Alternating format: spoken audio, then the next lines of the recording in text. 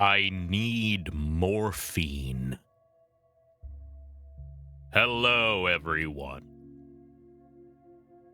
Welcome to Pathologic Day.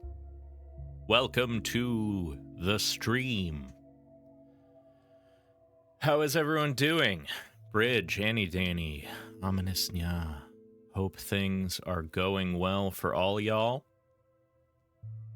It is a chill Wednesday here. I'm doing fucking laundry and all that. Pathologic Day.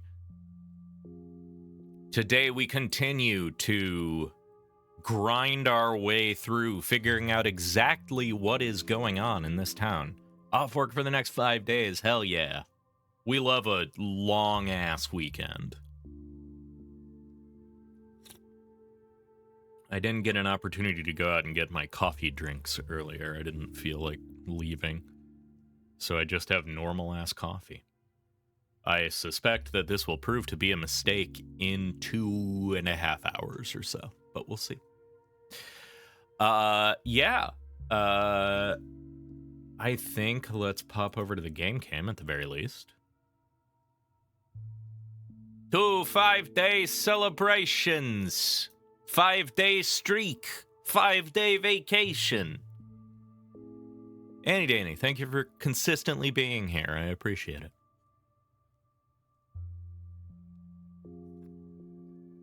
But yeah, God, what did we do last time? We did a lot of shit last time. Can I open my thought web? Let's see. Right. Last time was a lot of us fussing with Oyun and trying to figure out how we could get the mold sample out of there without Oyun losing his damn mind. And we did that. We also got the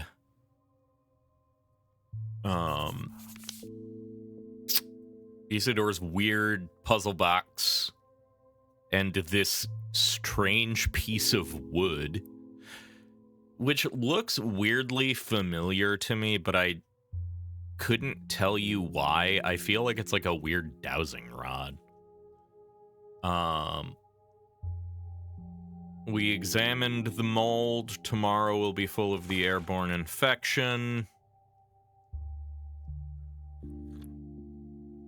I think we were about done with this day. Right, we got the blessing to visit Simon's study, but I haven't figured out how to actually get in there yet. So, I think it's actually time. The instrument that looks like is some sort of rattler. Yeah. Like, you kind of like spin it, don't you? Sort of like the, I want to say it's like a trope for kind of the New Year's Eve noisemaker deals.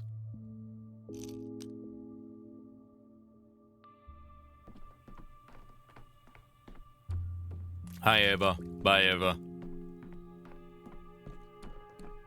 No, you hit it? Oh, okay. I'm thinking of something else then. Maybe those things are just called noisemakers.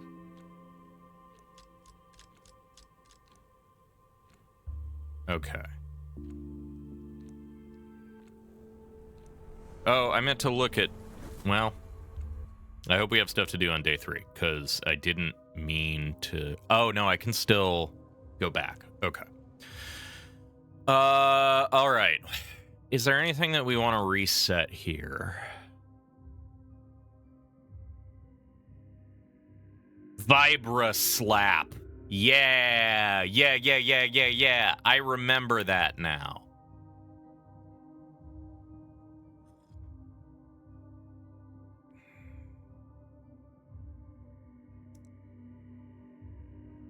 Okay. So now, with the information that I have,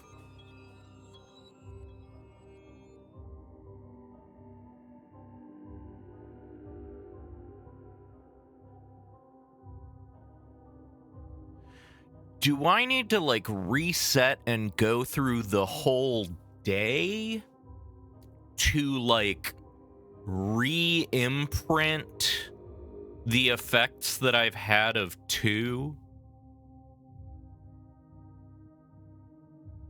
I love percussion instruments. The goal is just hit this thing as hard as possible so much of the time. Yeah, I love the, I think it became a meme of the animated gif of the dude with the huge fucking mallet and the wood block, and it shows, like, the guy playing, like, next to him having his ears plugged. No, I don't need to, like, replay through the day to re-imprint the stuff, because I was curious, because, like, I've been handed control of the town earlier than I got it last time, because I got it today on day 2. But day 3 is still listed as having, like, fucking Vlad rubbing nasty goop all over everyone. Which ostensibly shouldn't... Wait, no, I didn't get the authority to do this day 2. I think I'm misremembering this.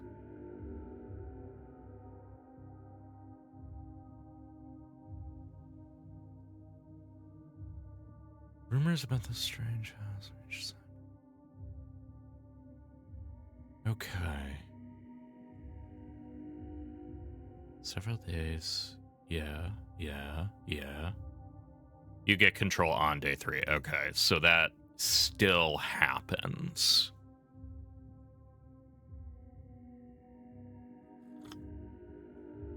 Higher than clouds. On this day, I had an official reason to examine the polyhedron.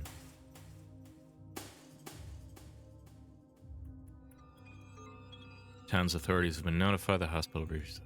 I think it actually might be time to go to day 4. If I go back.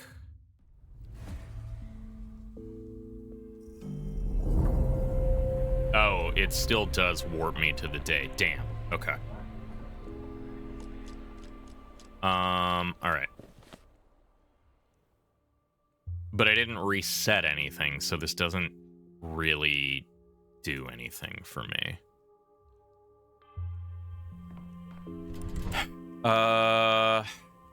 Okay.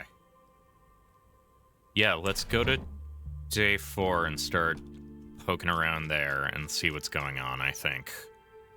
I did just kind of waste an amalgam, but c'est la vie, I suppose.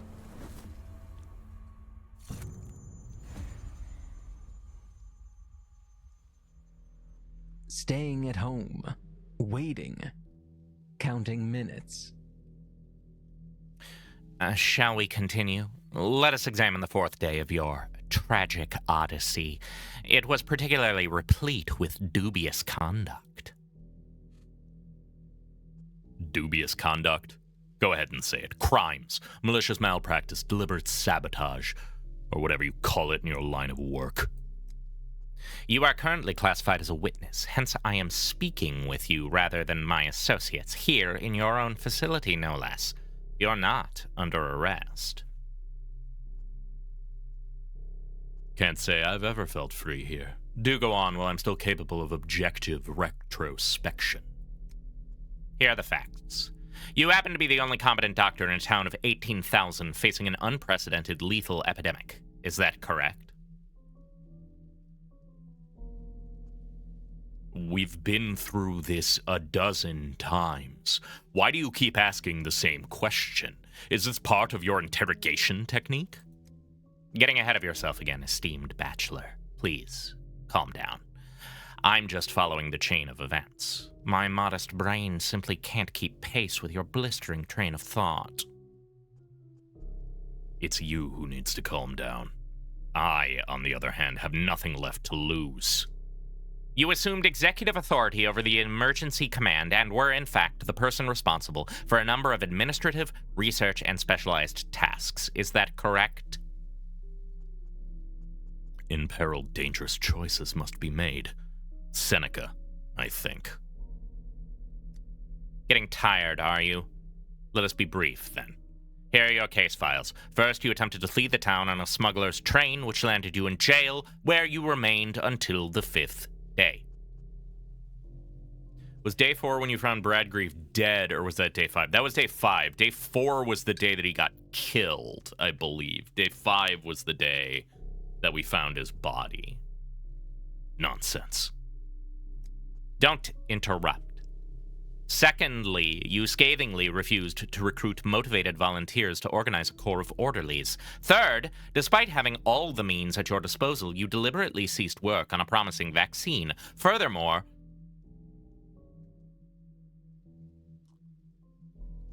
if any of this was true, I wouldn't be sitting here right now. I'd be dead.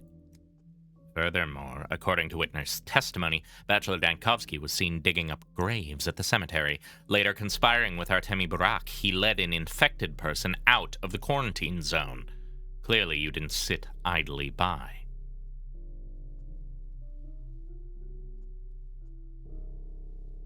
You forget about the part where I planted explosives in the town hall and bit the head off all the local bats. Do you think putting together a case like this was simple?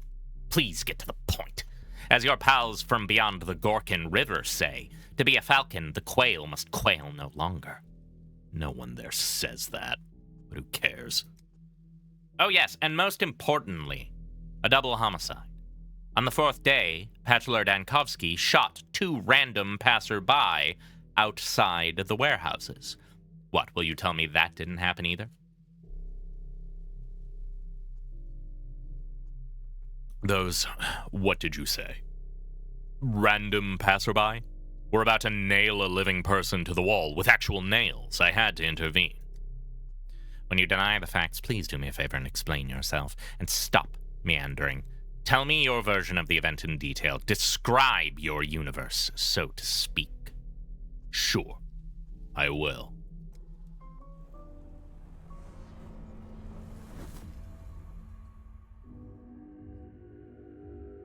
Another version. I can cancel past events.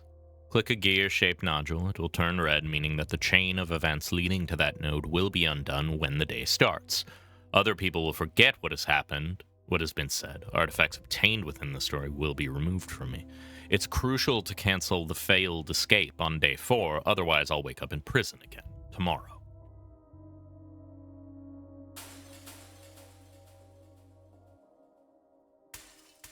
I mean, I don't see why we wouldn't try to undo both of these. So, if you start the day, the progress on the selected events will be reset. You'll be able to start them new. Yes. Do not be confused by the turmoil. Begin the 4th day, which ends more abruptly than the rest.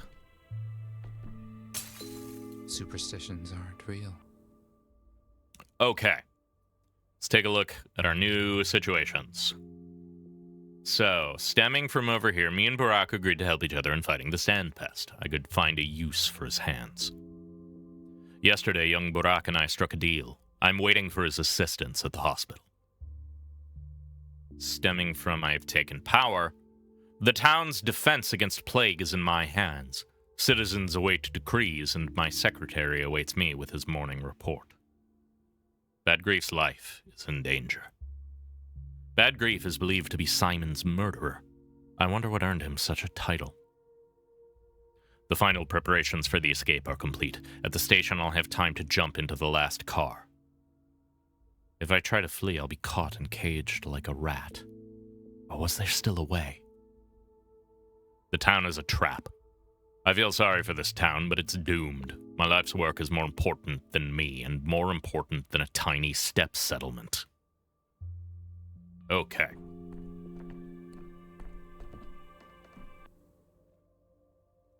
Oh god, what voice? Greetings, Doctor.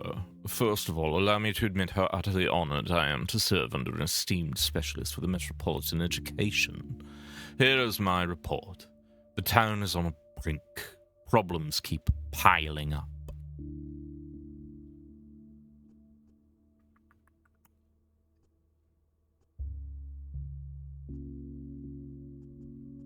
I only took command yesterday and the town's on the brink already. Isn't that too fast? I'm not accusing you of anything. It's just that you're in charge now. And your power is not just shuffling degrees around like a deck of cards. There's a whole list of overdue issues that require your immediate and full attention. Like what? Like the water supply. Oh, have you not that tonight vandals destroyed the town's plumbing system? All the water pumps are broken. Why would anyone destroy the plumbing? Ah, you're new in town and not used to our ways yet. The steppe folk have some superstitions, so to speak, about digging up the ground. Vlad the Younger built the plumbing to provide the town with fresh water, but not everyone approved of his kindness. Once again, the patient is the doctor's most bitter enemy. Their beliefs forbid them from, how do I put it, violating the integrity of the ground without dire need. The pipes run underground, ergo the pipes are the root of all evil. Naive logic, but undisputable in its own way. Heron, maybe you have some idea of where we could get water. I'm afraid not. Without water, the infection would spread even faster than it does now, and the town won't survive long. And unfortunately, that's not the only problem we're facing today. I also need your decision concerning the body disposal. As usual, you want to challenge death, but what you have to do is tidy up after her triumph. The plague is fierce indeed, and it has struck down many in just a couple of days. I'd say it's running this town into the ground, but that's hardly the that's exactly the problem. Burial is slow, expensive, and hard. There's the obvious alternative of burning the bodies. Judging by your tone, Heron, there's some catch to that idea, then? The measure won't be popular. In the capital, they opened a crematorium recently, or so they say. But even for the metropolitan masses, the idea of burning bodies is scandalous. What would you expect from us, then? Making such a decision would make you extremely unpopular among the masses, and anger the townsfolk. That's a reasonable argument. There's also the matter of the smell, smoke, ashes, soot. How do we handle all that? We don't have a newfangled crematorium like that.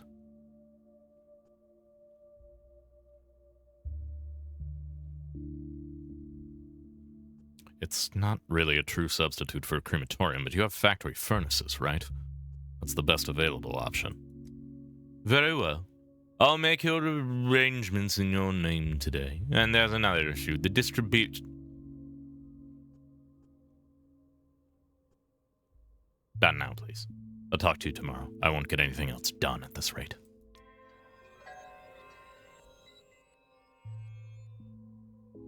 Plague has exposed the town's problems. Superstitious savages destroyed the water supply. Water is scarce, and they expect me to find a solution.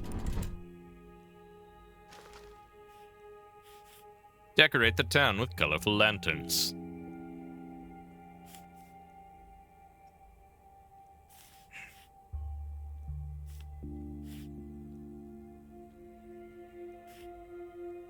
Okay. We're on day 4.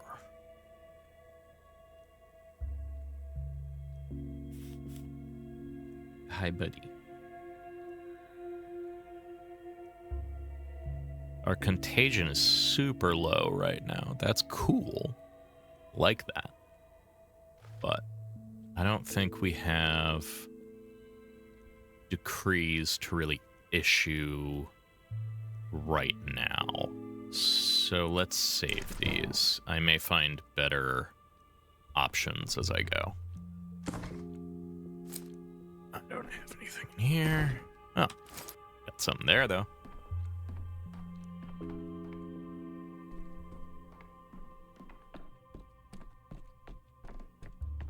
Okay. Cool picture.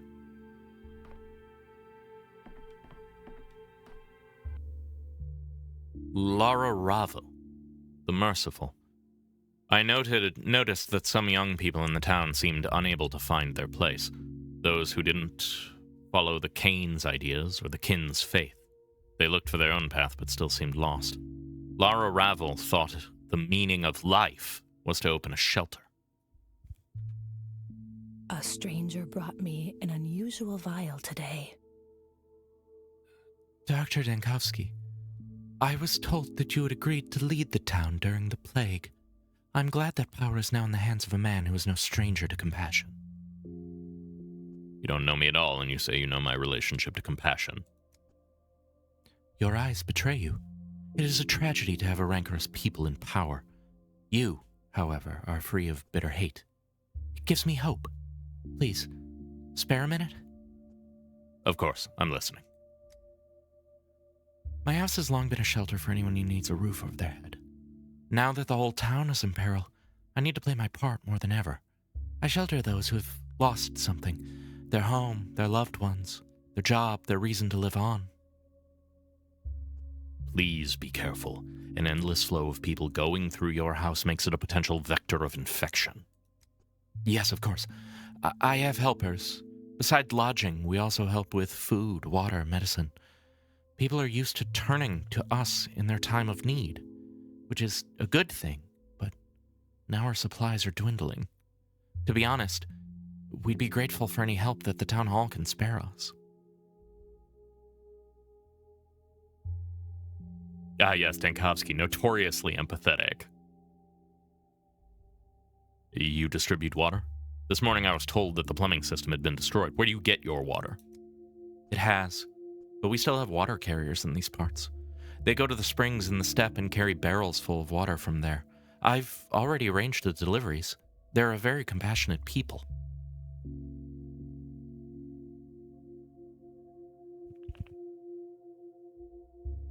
So the water carriers gather at your place too. Convenient. If I come for a sanitary check, I'll talk to them as well. Benevolent Lara Ravel opened her doors to people in need. Let's hope they don't all infect each other there.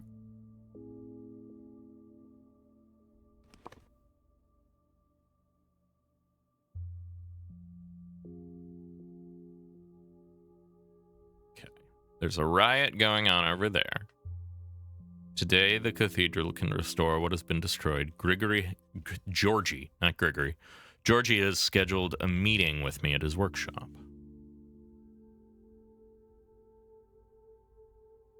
Okay.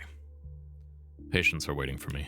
To make a vaccine for the day, I have to diagnose each patient correctly. I invited Barak the Butcher to help me in the hospital. Okay.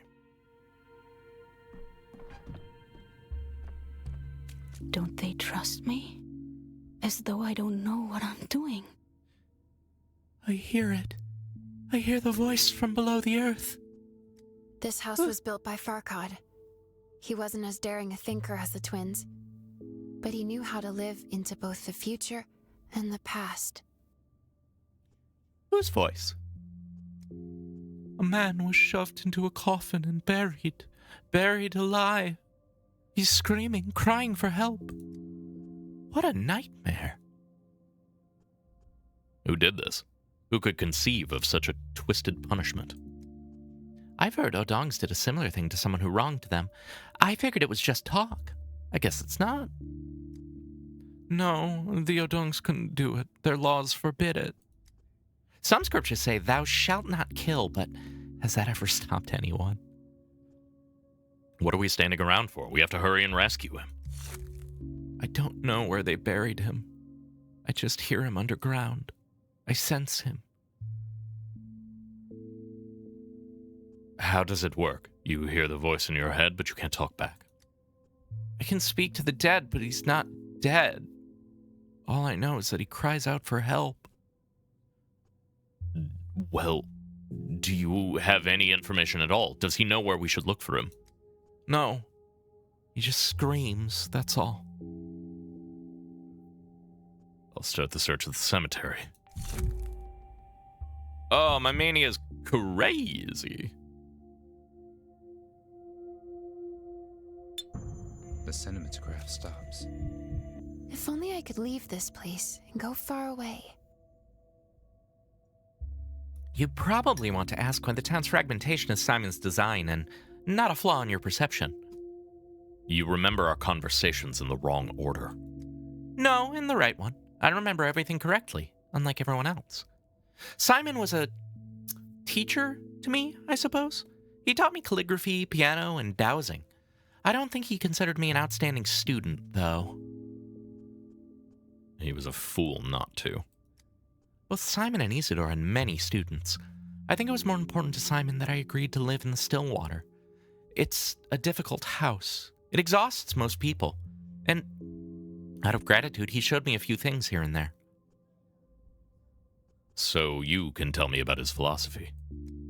You know how people sometimes say a person of integrity? Simon believed that integrity and wholeness limit a person, and that to become something greater, one must stop being a monolith first.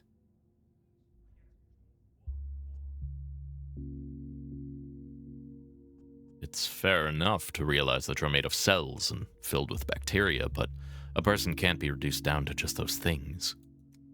The Canes also believe in memory. They believe part of a person is the imprints they leave on other people, places, and objects. And that the more of your traces settle on them, the less you're imprisoned by your body or your lifespan. When I talk to people, sometimes I feel as if I see myself through their eyes. It's hard, isn't it? When everything gets mixed up. But then again, it should be hard. A trial requires exertion. Is this the path Simon laid out for me? I don't know. And what difference does it make? Would you even be able to step off it now if you wanted to? Would you? Actually, forget it. Stupid question.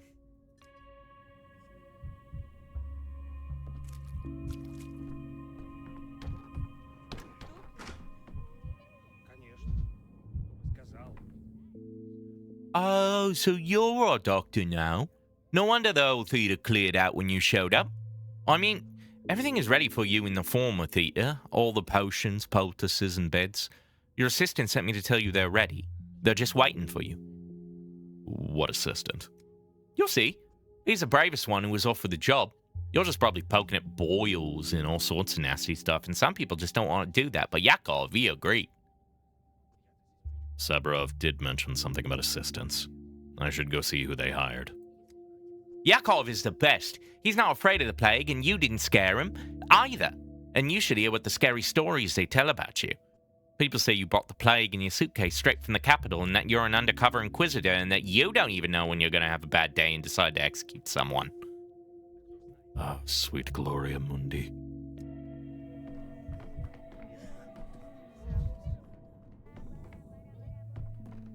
Hey, dude.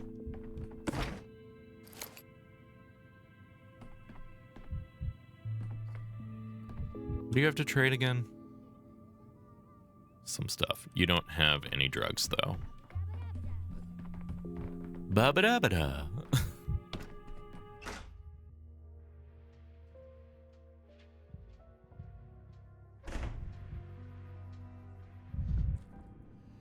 Oh, good. There's something to make me sad. Why so jittery, Dankovsky? Why so serious? As if things are handled. There we go. Now we're kind of normal again. Alright. I'm gonna pop over to the cathedral in Georgie real quick. Because they're just right here. Tessa has opinions tonight and wants dinner. Love it when a cat decides that they need to tell you very strongly their feelings on something.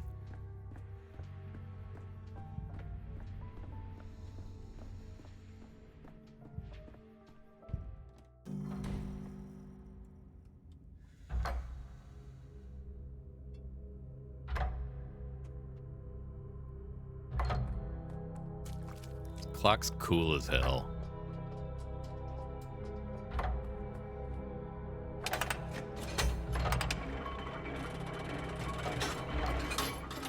You gonna flip?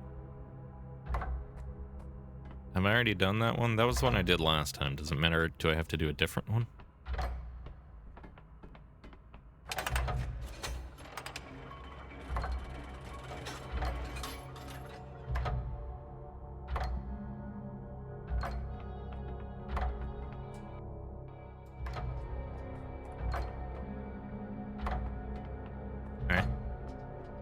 What's going on down there?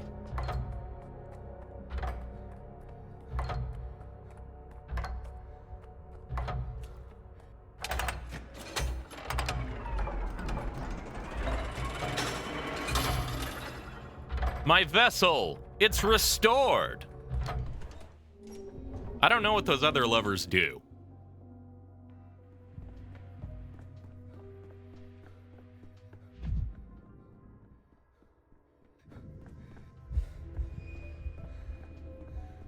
But I really like the cathedral. It's very cool.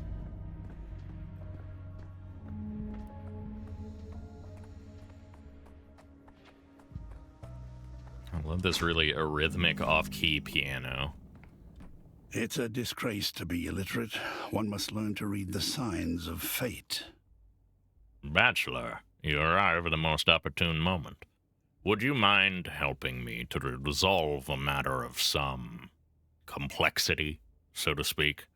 Please, hear the accusation and lend your mind to the weighing of a verdict. Unless this involves blood poisoning or at the very least a broken bone, I'll doubt it'll be much help. I'm a physician, not a judge. You're a thinking man, and it's the way you think that interests me. You seek to understand Simon, do you not? If so, it will be instructive for you to put yourself in his place. Simon was particularly interested in trials where law came into conflict with justice. Very well then, I'm ready. Excellent. Let us then proceed. Look upon this young man. By the letter of the law, his fate is the gallows. What did he do? He killed his old man. Slit his throat with a knife. And is there any evidence besides your word?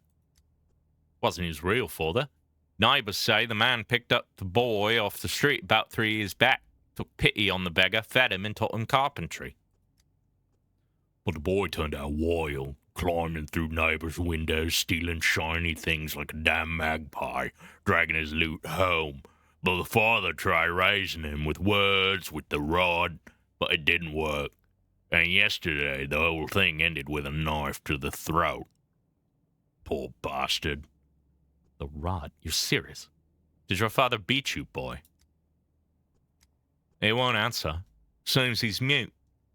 Don't talk at all. You see, Bachelor, even now you're moving away from the law and beginning to look for nuance. Think about why you are doing so. Ease your conscience, perhaps?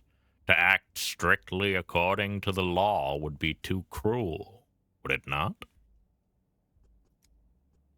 And if he did beat him, so what? He was right to, wasn't he? The boy doesn't understand kindness. If the stepfather beat him, that's an aggravating factor. What, do you feel sorry for the little savage? What about the man? Don't you feel sorry for him? You let this one go and tomorrow climb through another window and slit someone else's throat. It'll be on you. You! Why are you so certain that he is the murderer? The whole damn street heard it. They heard the screams. The man was yelling, saying how dare he speak to him like that. Then there was a crash. The whole flat turned upside down. Are you certain those were the father's exact words before death? Course I am. I question all the neighbors. So according to you, the father said, how dare you speak to me like that to a boy who, by your own account, does not speak? And why was he trying to run if he's innocent? Why would an innocent man run? Think, Bachelor. What about yourself? Not the case. You probe the accusation for weakness, but why? I want you to look at yourself from the outside and answer this question. What is driving you now? A thirst for justice or compassion? There can be no justice without compassion. Simon said that compassion is a double-edged sword. Compassion leads to doubt, and doubt may lead to error. And what, by your reckoning, would Simon have done? That was his gift. He could see beyond the dilemmas and paradoxes, reconciling compassion with the law. When faced with two resolutions, he was able to choose both. He believed that if you weigh another's fate, you can only use the scales of your own conscience. Hey, hold on. You mean to let the little imp go? What kind of conscience is that? Letting a crime go without punishment?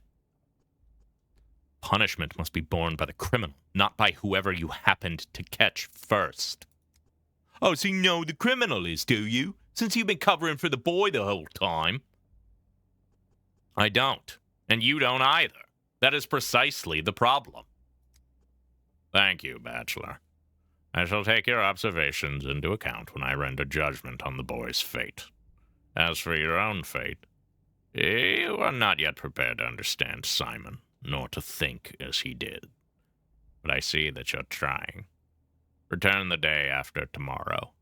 Another dilemma awaits. I'll be there. I promise. Simon's lessons. Seems when faced with a choice, Simon either didn't choose at all or somehow chose both opposing options. Simon was a D&D player, I see. When presented with a choice, you say no.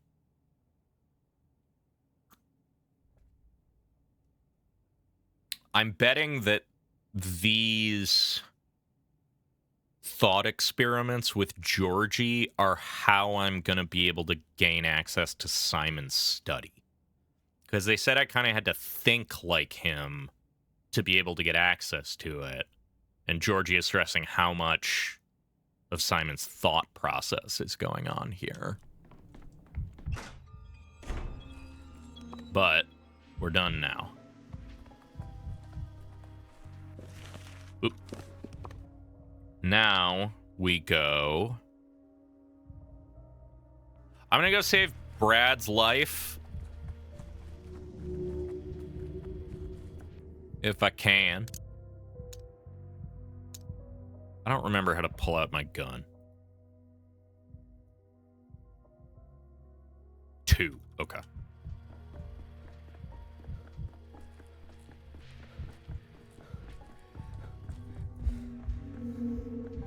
What's fucking groaning at me? Oh, there is a plague district. There's just one way over there.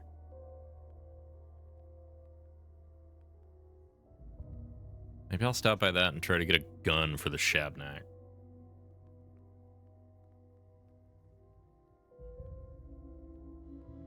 There are some points of interest left unexplored. Interesting.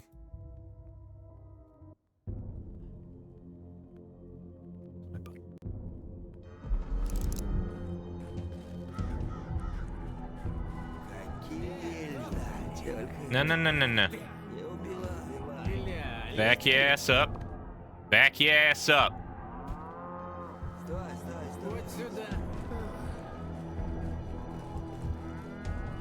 Back your ass up. Is this? Yeah, this is where I wanted to go, and then I go right. Ow, fuck.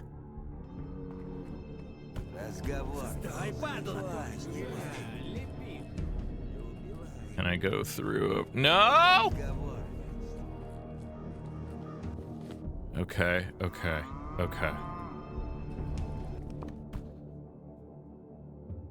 Can I just come back in from a different angle?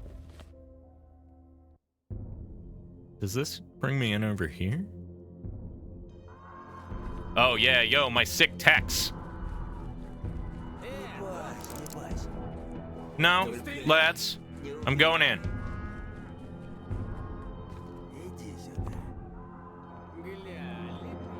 I'm going in and you won't stop me. I gotta save my boy Brad.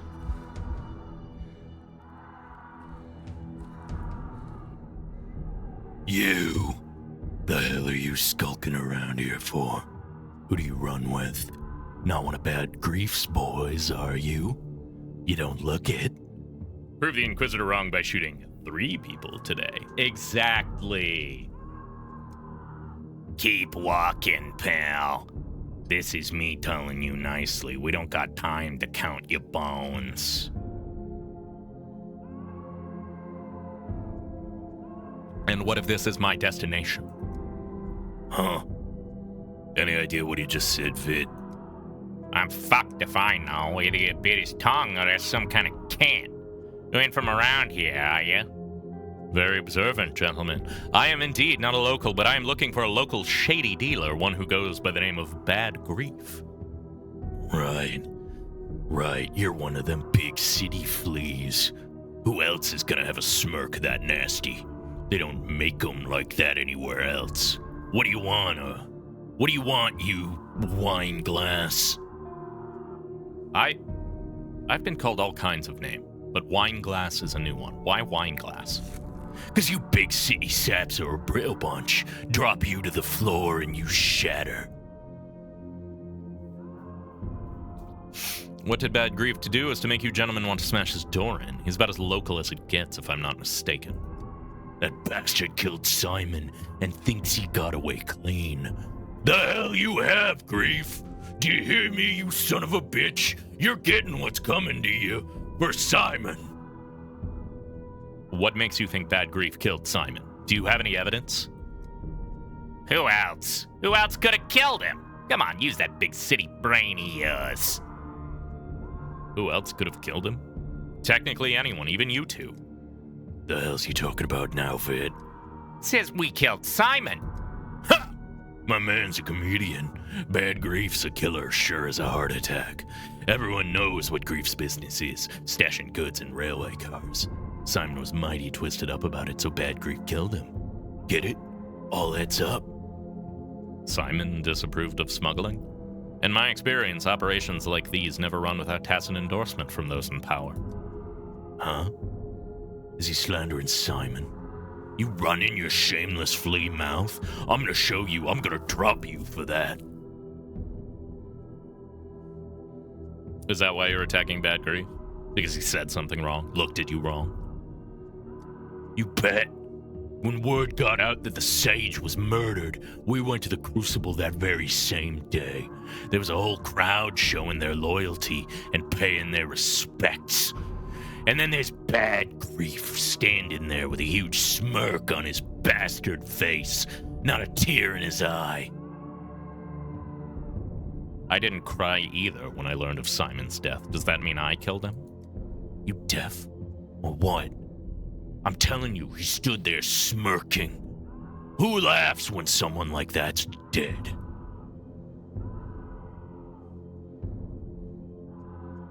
I get the impression Simon meant a lot to you. Did you know him personally? Simon. Back when I was young and foolish, I got wasted and knifed a guy in the street. They nabbed me straight away and were gonna string me up. Turned out I stabbed Simon Kane, of all people. Almost did him in. And he told him to let me go. He said he forgave me. He got me off the hook with the whole town watching. Then, he had the gallows taken apart and distributed the bits for firewood. It was winter. And then he invited me to the Crucible and sat me down at the table with his whole family. Can you imagine? I sure couldn't. Before Simon, everybody treated me like a dog. Then he took one look at me, and right then, I knew I was a person and not a dog at all. And I'll remember it forever. Simon set an example for how to treat criminals. And now what are you doing? So what's your plan? Let him go? Let a murderer loose in town? You're not even sure the man behind that door is the murderer. This is your grief talking. No pun intended. Is it right that our greatest man is lying in the ground while his murderer eats, sleeps, and breathes, happy as a clam? It's not right. But you do understand that killing Bad Grief won't bring Simon back. You're right. This was a bad idea. I guess being so miserable and so hammered drove me proper nuts. Every time some screw goes loose in my head, I make a mess of things and regret it later. I mean, look at me. Knife in hand, trying to smash down some bastard's door. Simon definitely would have told me to knock it off. Come on, Vit. Let's sober up. Bene merenti, bene proferit, male merenti par erit.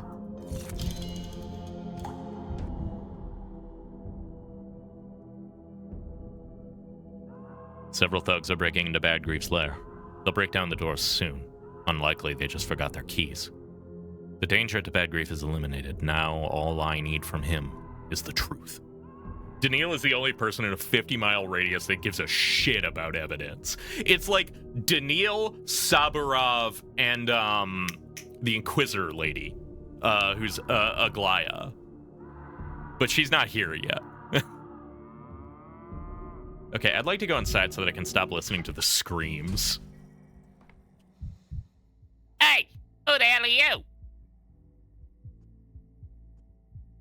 I should be asking you that. I thought Grief had no one here to help him. And here you are, lying low like a couple of field mice. What were we to do? Oh, I don't know. Help Bad Grief, maybe. There are two of you and there were two of them. What exactly was the problem? We're not fighters, we're just businessmen. We don't have nothing to fight with neither, no weapons. Businessmen. I know what kind of business you do, and I don't buy your disinclination for violence. But very well, where's Bad Grief? There he is. He's got a hole in his side, but he'll live, I think. I'm a doctor. If he's wounded, I can help. Really? You're not with those guys, are you? They got it in their heads that Grief bumped off Simon. The half-wits flew right off the handle. Stop wasting time. Medical attention is more effective the earlier it's applied. Hear that, Grief? There's some guy here. Says he's a doctor who can help. Huh? Yeah, come on in, doctor. So he's conscious. That's something at least.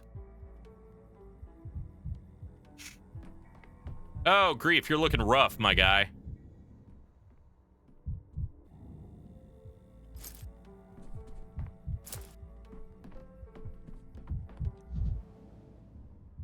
Some rethink their lives after an attempt on them. Wounded, but not defeated. Others grow bitter. A throne fit for a warehouse king. Render unto Caesar the things that are Caesar's. Many who sleep well speak ill. Yankovsky? Mother always told me to stay away from ticks, tricks, and doctors. I didn't listen, of course. Did those goons clear off? I see they managed to stray Slash. Let me see the wound. No need. Just a scratch. Blood ain't whiskey. A knife ain't risky. Blood not being whiskey is medically sound, but I have my doubts about the latter part. Damn, Grief, you are not looking so great. Yeah, he's looking a little rough. The goons. Are they gone? The goons. Are they gone? Did you chase them away? How did you do it? I heard them out. That's often all it takes. I'd have heard them out if they didn't skip straight to stabbing. So what did they want? It was because of the railway aid, am I right? I was just trying to help. I had no idea the patrolmen would sweep the cars. I'm telling you, I had no idea. It has nothing to do with the railway raid. Those men thought you killed Simon Kane. Well, without him, the town's flipped its lid. People are letting go of their final marble. Perhaps. But why were they pinning it on you? That's my point. And it's the sharpest one I own. I have no idea. Everyone's frothing at the mouth to pin the blame. Today, it's me who offed Simon. 2 days ago, it was... God. Today, it's me who offed Simon. 2 days ago, it was Isidore done by his own son. And tomorrow, it'll be your turn. Blame for both, just you wait. What's your theory? Who do you think killed Simon? None of our townsfolk would lay a finger on Simon. That's a cast iron fact. Here, I'll bet you the gold in my teeth it was that out-of-town vixen, the broad with the mean face. Have you seen her? Or rides on the same train as you? Mean face? The description could fit about half the town's population. Could you be a little bit more specific? Well, she's in capital dress and she looks at you like you're a knot in the woodwork that needs smoothing down. I saw her when I was hanging by the station. My people say she pops up like a rash all over town. One day loitering at the Crucible, and the next at the Stammerton's pub, ferreting out morsels about Simon wherever she goes. Hey, Scoop, welcome in. Well, I'm in capital dress, and I poke my nose in about Simon wherever I go. What of it? Oh, of course you make it about you. Trust Mr. Leshkin to kiss his own reflection. Are you going to say anything? Am I going to get anything meaningful? Or just more proverbs and sayings? You, Dankovsky, are worse than a pickled watermelon. Come on, use your head. She was after something of Simon's. She offed him, but didn't get what she was looking for. Now she's circling town like a vulture, trying to find out where Simon hid whatever it is. What is this mysterious item Simon was killed for? Do you know anything about it? You know what they say. If I could see the cards, I'd have a house by the sea. I got no clue what it is, but I'll tell you one for free. Simon was the only thing holding this town together. He was our pillar, and when that pillar fell, the plague crashed down on us. You think that's a coincidence? You might as well say snow in winter's a coincidence. Canit avis quaevis sicut rostrum sibi crevit.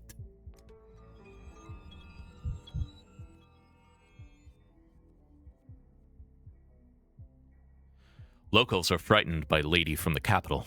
She's investigating the town's oddities and may know more about Simon. She was seen at the pub.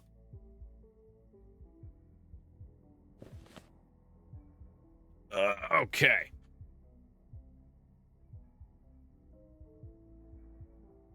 I fear we have too many things to do today.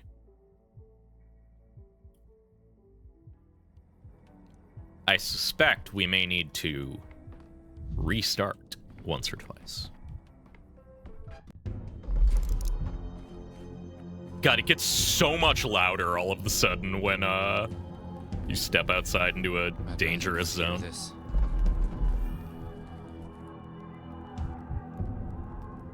Oh my god. Okay. I really need some sadness juice. It's the fastest way out of here. It's down the track, probably. What is that? Boys! Stay away! Stay back! I have a gun. And I'm deeply afraid to use it.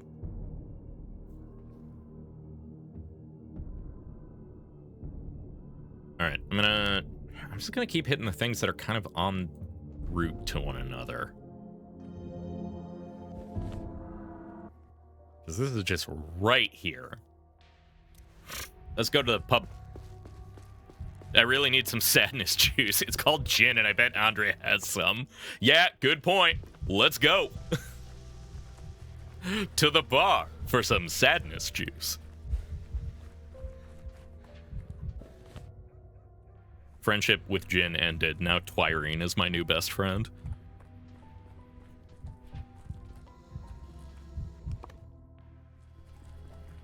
I can never remember where the entrance to fucking Andre's pub is.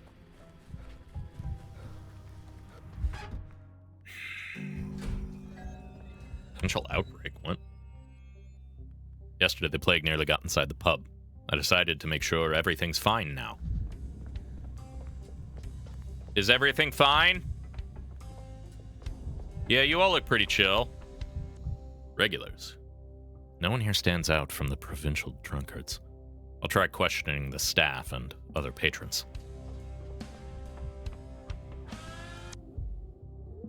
Do you know the Stammerton staircases? The ones that lead nowhere? I went up one this morning and there was a door there, all carved like. An interior door. No door jamb, just standing there. Right at the very top. Nice. But I had a different question. Come on, I'll tell you the truth from my heart. They say there's a scary lady walking around dressed in capital fashion, asking about your Simon. Have you seen her? I have! Right here, too! She was setting the pub on fire. So, did she succeed? Let me guess, now you'll tell me the pub is burned down. This very pub where we're talking. No, silly. Well, just a bit, but she did burn something. So, what did she burn, if it was not the pub? Who knows? Some kind of paper? Blackmail material, probably. These furnaces of ours, they're not for that usually. They don't burn. The pub's made from an old underground workshop. They're here since those times. A furnace, you say? I wonder where one can find a napkin here to dig through some soot.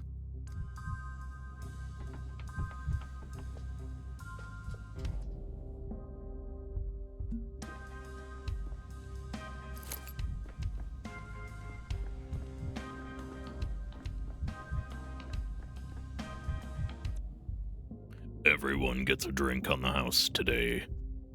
What's the reason for this sudden generosity?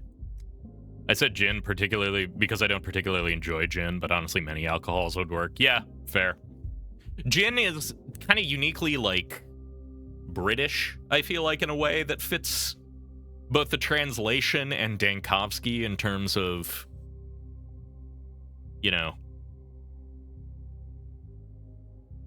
the way he acts. For a Russian man, he acts very British.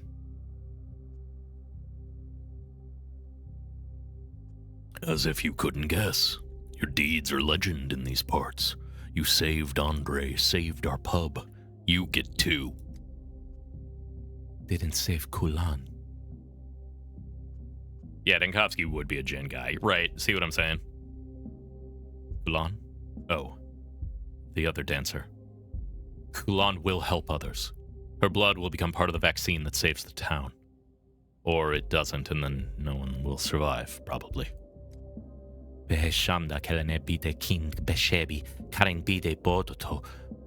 Kulan. I'm interested in one of your customers.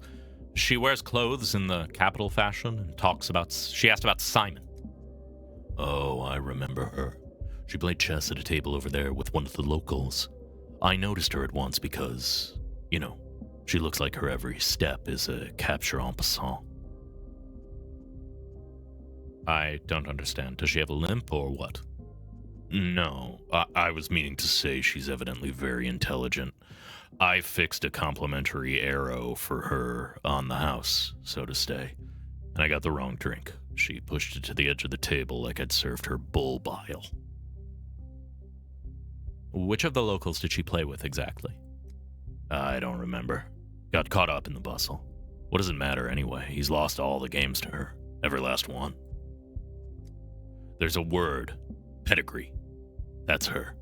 In her every gesture. I wanted to come over, get acquainted, but I didn't dare in the end. I would take a step and then I'd think she was out of my league. But I'll be certain to come over next time. It doesn't hurt to try, does it? Is this Aglaya? Maybe you've heard her name. Alas, no. It was noisy, and she was sitting pretty far.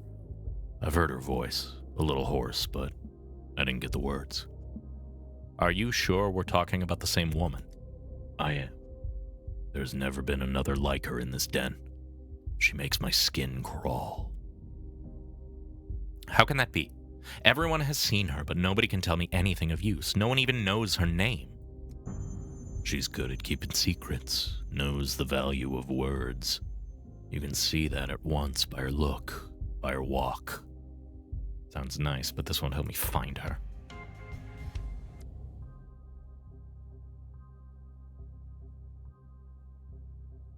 The capital lady does visit the pub at night, but she arrived in town only after Simon's death. Unlikely she's the killer.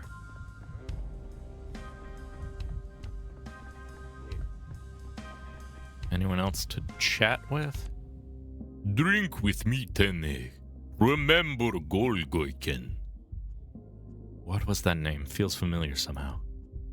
Golgoyken. This is how it was called back then, before the double owners. No one would dare serve Twire infusions then. We drank cheap Tarunian brandy. I see.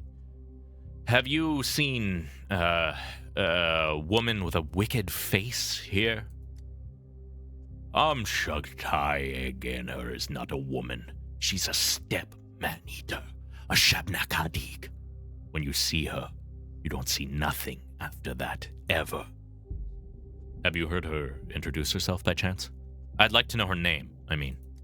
You're deaf, Tang Tanig Dagi Kin. Shabnak is her name. Beshamda Bata Bekir Kilenib. You're no use.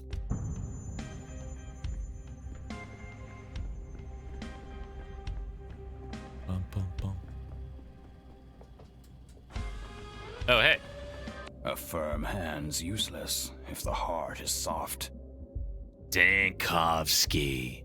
All of you from up here's to die for. They say some damsel from the capital is frequenting your bar now. Oh, I didn't call this filthy cellar the Broken Heart for nothing, did I? Dankovsky and his damsels from the capital. What is a pair of pretty thighs? What is a pair of pretty thighs the only thing that can lure you to the ends of the earth? I was told she might have something to do with Simon's murder. Oh, look at this. The plot tightens. Dankovsky has lost his heart to a belle who's killed Simon Kane himself. I've never even seen her, Andre. I can't describe her to you. They say she has a wicked face. Your kind of gal. Why are you always attracted to smart, unapproachable women? Choose a crush at your own level, some country bumpkin. You'll produce a litter of brats and live in a house overlooking a herd of sheep. Quiet, happy life. This joke is dragging on for too long. I know, but you're so funny when you get mad. Can't deny myself the pleasure. Look at you, all blushing. Just tell me, have you seen her or not? I'd remember someone from the capital. If she was here, then I must have missed her. But it's not like I stick here all day. I'm a busy man. Ask the bartender. I've asked him already. Alright, see that he's got another talk. We'll talk to him again in a second. But it's about that halfway point. I'm going to run a 3-minute ad break. I'm going to go AFK myself, grab a drink, use the restroom, and we'll be back in about 3 minutes. See y'all in a minute.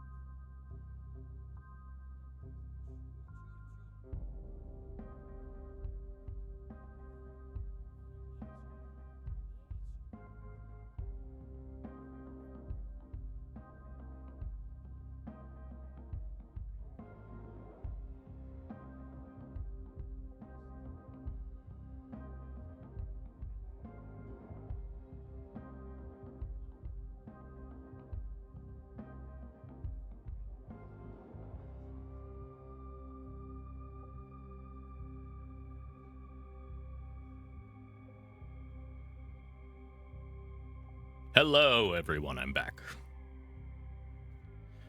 Okay. Sorry for the delay. I had to use the restroom myself and answer a text real quick. So, let's go back to Pathologic.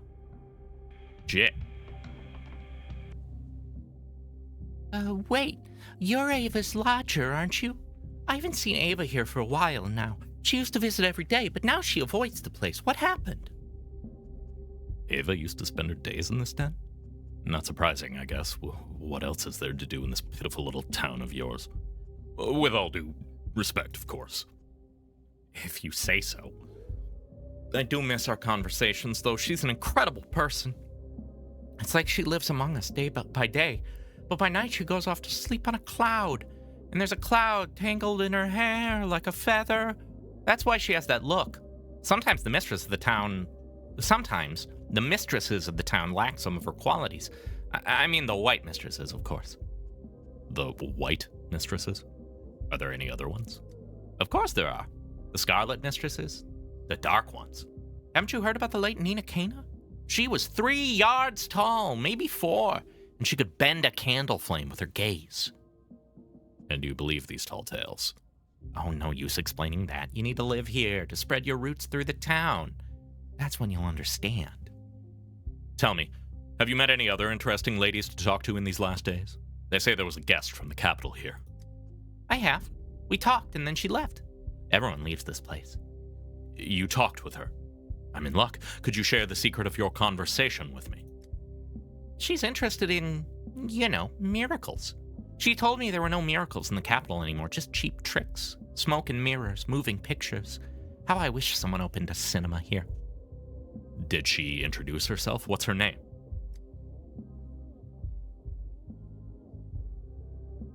Now that you ask, I suddenly realize I haven't caught the name. Though I think she did tell it. Or didn't she? We discussed this place. I told her that this place used to be a factory shop.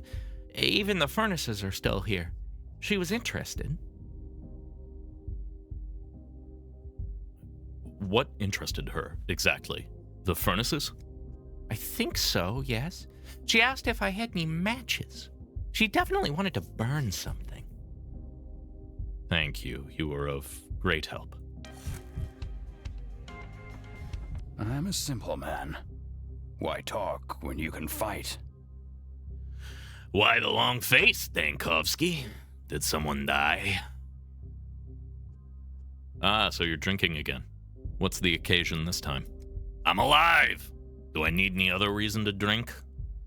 Tell me, have you woken up in the morning and realized you could have died the day before but didn't? Like your destiny was stuck at a crossroads? Andre, as a doctor, I'm telling you, you definitely could have died if you'd agreed to dubious medical experiments. In this town, it seems like everyone and their mother have prophetic visions. Last night, after you talked me out of taking that step slop, in my dreams, I was dead, standing right there, talking to you, and accusing you of failing to save me. But you did save me. Thank you, Dankovsky. Curious. Tell me, these crossroads of destiny, what was the first time you felt it? Or has it happened before? Have you ever touched the clock at the Stillwater? Well, yesterday was my first time. What does the clock have to do with it? You're being weird today, friend. I think I understand what you mean very well. Lately, it's felt like I've been living at the same sort of crossroads. That's exactly the feeling. Tell me, Dankovsky, how's Kulan? Is she all right? Why ask me? You can check how she's doing for yourself. What is it, guilty conscience growing? Well, close enough for you to know that I don't have a conscience. But with Kulan, it's something else. It's about me being enough of a moron to trust Olgimsky and spelling Kulan's death, more or less. Don't beat yourself up too much. You didn't force her to take that filth. Everyone is responsible for their own health. You don't understand. She didn't want to get vaccinated. It was me who nudged her, you could say. And you didn't take it yourself? Decided to wait for a bit? You wanted her to test it first, right? No, it wasn't like that at all. I would never have given her that step slop unless I believe it worked. It's Vlad. All of this is his fault. You and Vlad can sort out between yourselves who killed the dancer. It's not my place to judge. I should go. I have a mountain of work. Leaving already? Have a drink with me at least. Sorry, I don't drink at work.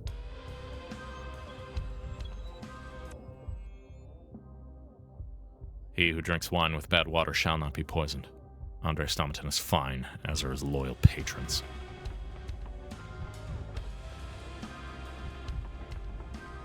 Any of you guys, there's no one here.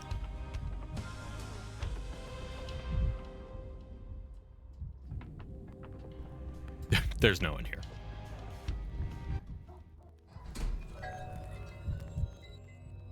Did she come here on her own, or was she sent by someone? Is she after Simon or me? I can't track her down yet. I'll keep my ears open. Andre thinks the guest is avoiding him. Perhaps she avoids anyone who lived in the capital and might recognize her.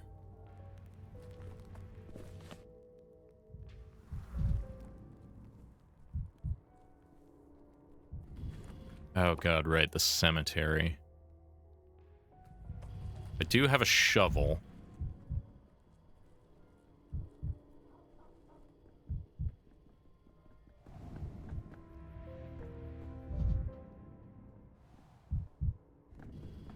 It sure looks like I can use that boat, but I definitely cannot.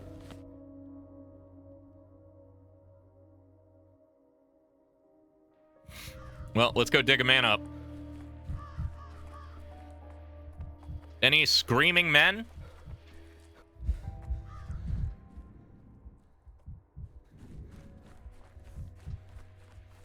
I'm looking for a screaming man.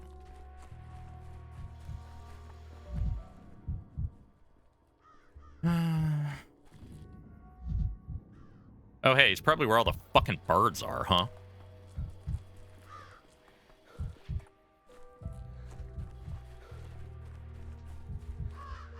Yeah, there we go.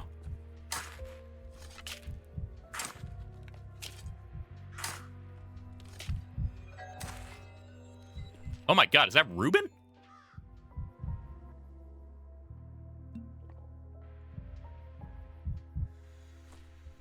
No. What? Oh no, it is Ruben. Ruben suffocated underground. Now I know where he was buried. Next time I'll manage to save him. Oh, okay. Well. Wonder if I just got here too late, or if it, was something else. Oh, hi. Oh, you were getting low on health. Oh, yeah, I know. Oh, Grace, you don't... Are you mad? Sleep is an indulgence.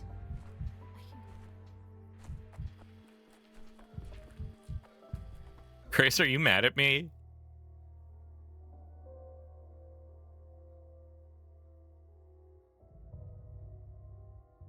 Can I remember the parking ground level for Ruben's corpse? Ruben is in Lot E.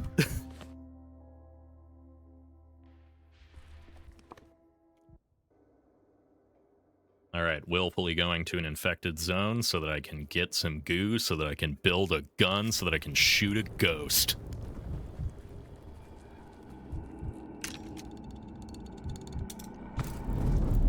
This town has gone mad. This town's finished.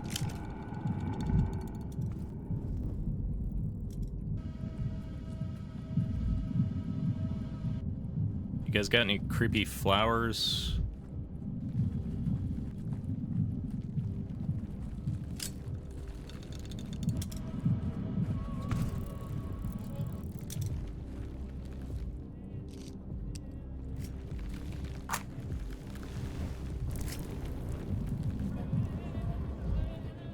What Dankovsky's voice reminds you of?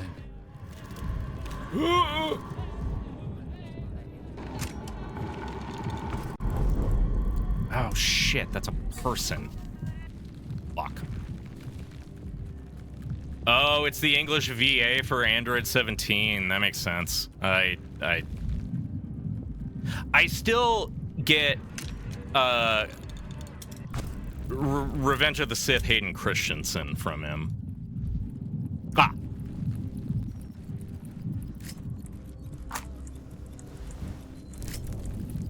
But yeah, no, I think you're right from what I remember. There it is.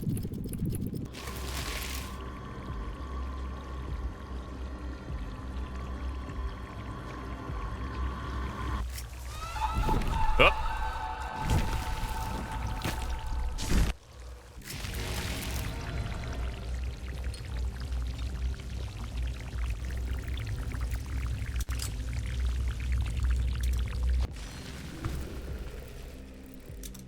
Okay, where's my fastest way out of here? Left and up.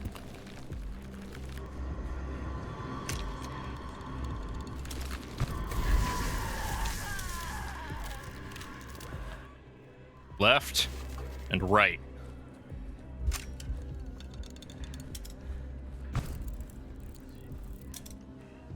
Yeah, I got. Okay, back to the Stillwater, build a gun.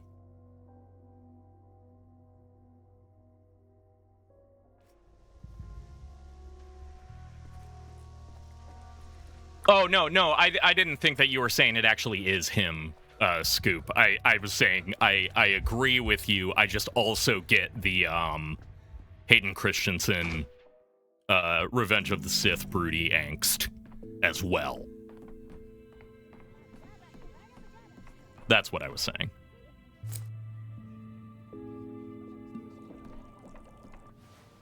Wait, no, it's this.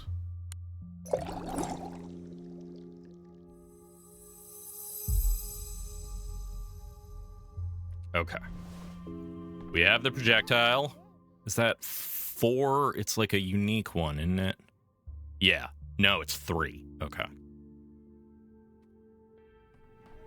3 gives me projectile mode. Time to go shoot a ghost. Once Dankovsky, now 1,000 fragments of Dankovsky. Once Dankovsky, now 1,000 fragments of Dankovsky.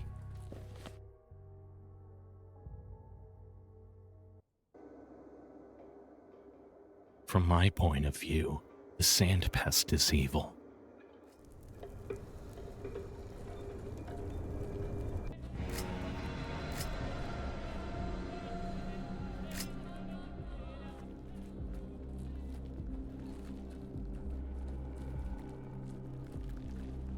I'm gonna stun her, and then I'm gonna shoot her. I hear you.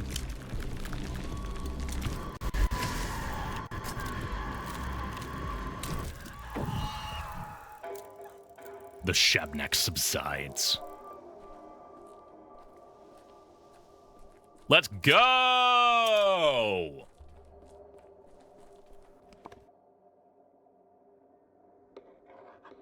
Get fucking Shabnacked. I'm Shabnackered. I'm tired. Shabnackered? I'm not good, am I? You're too high strung. What are you idiots doing out here? Of course you're here too. A strange visitor awaits me at the hospital entrance. Bitch. What a beautiful word. Bitch. I'm talking about my sister. Bitch. What a beautiful word. I'm talking about my sister. They told me the theater is a hospital now with a doctor for director. So here I am looking into your eyes and... How are you a doctor? Listen, girl, I'm very tired. So if you got sick yesterday and aren't dead yet, then welcome and please get in line with the other patients.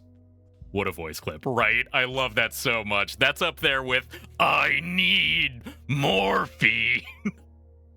from the last one.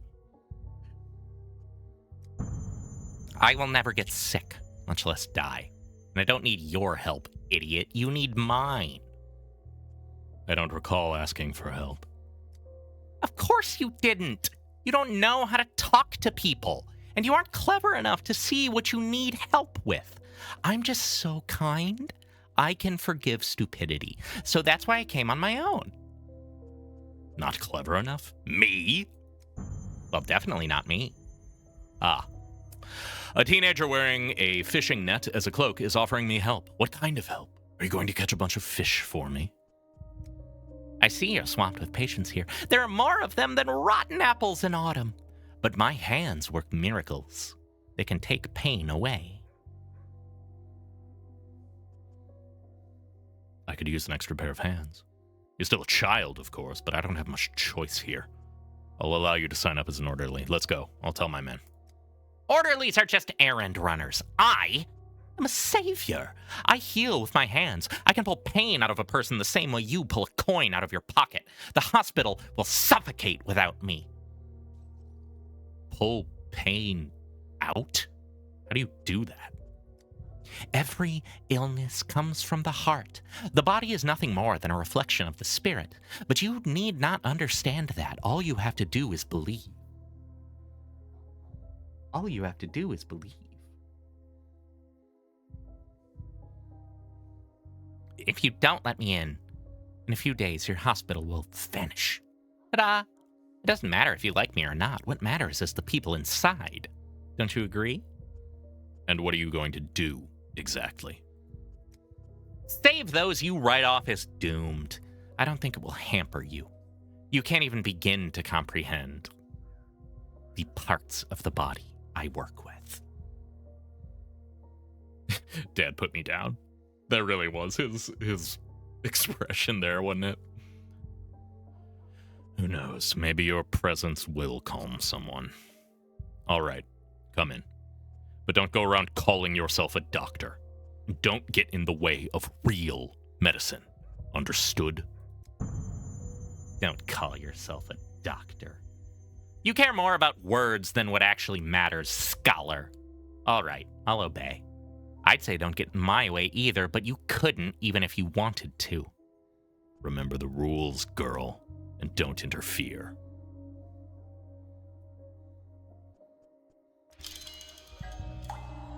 My decision echoes in the future! I'm gonna eat some tobacco. I now have made an agreement with all 3 doctors, and I got an achievement for it. There's no such thing as straight lines. There's no such thing as straight lines? Artemy, what the fuck are you talking about? Mendi Yemchen, turning the theater into a hospital. I don't think you could have chosen a better place. Or a worse one. I used to come see plays here. I've even participated in a few myself. I visited a few places, and this was the most suitable for our purposes. They just didn't let you into any of the others, did they, Yemchen? You could have asked me from the start. I would have told you which places are worth investigating and which were dead ends. No use screaming into deaf ears, as our people say. Next time I need a tour guide, I'll be sure to come to you. Let's get down to business. You're here, which means you're ready to help. I am. And not just to help, Yemchen. I want to make a panacea. A medicine that will cure the sand plague. I believe it's possible. With virulence like that? Absurd. You cure a person and tomorrow they'll get infected again. No, we need a vaccine. We need to help fight this plague preventatively. You can't take away people's hope. If you aren't trying to make a cure, does that mean all these people on sickbeds are doomed? What are they to you then? If you think I don't pity them, you're wrong. But my pity won't help us save the town, which means it's useless, harmful even. Then maybe we should each focus on our individual jobs. I'll take care of the panacea. You handle the vaccine. We'll be twice as effective that way. No, there are no individual jobs anymore. We have the same job. And the first thing we need to do is take tissue samples from the infected. As many as we can get. No need to talk to me like a child. This isn't just wishful thinking. And infected are not something we're going to be short of, Shen. You don't understand, Barak. We need special patients. To see how the body reacts to the plague, we need people that are sick with something else, too. Do you have any idea where we can find them? I think I know what you're getting at. You're interested in the termitary, aren't you? The Elder Olgimsky became suspiciously nervous yesterday when the termitary was mentioned. I heard it's been sealed off to prevent... I heard it's been sealed off to protect the people inside from the sand plague. Come on, Barak, you have a good nose, don't you? What does that excuse smell like? Lies. Shameless, brazen lies. See, I can sniff these things out too in my own way. So you want me to find out what's going on in the termitary? Yes, we need a better understanding of the situation inside. I can do that. What does this have to do with medicine, though? If there's an outbreak at the Olgimsky's plant, I need an intercurrent patient from inside who I can compare to those infected in town. Find me one, Barak. You're a local. You must know a way to get inside. All right, physician. It's a deal. You'll have your patient. But I have a request of my own. I'm listening. It's only a small favor. I might be in the termitary for some time, and there are children in the town I'm responsible for. They need to be looked after. While I'm away, I ask you to be their... What is the word you people use? Their guardian. Fine, whatever. Babysitting it is, then. Thanks, physician. Then it's a deal. By the way, before I forget, I have this trinket here. It belonged to my father, but I suspect you might need it more than I do. 3 children. That's exactly 3 more than I'm used to. Barak agreed to bring a patient from the termitary for me. He asked a small favor in return, to watch over the children entrusted to him. Clara asked for permission to work in the hospital. I agreed on my terms.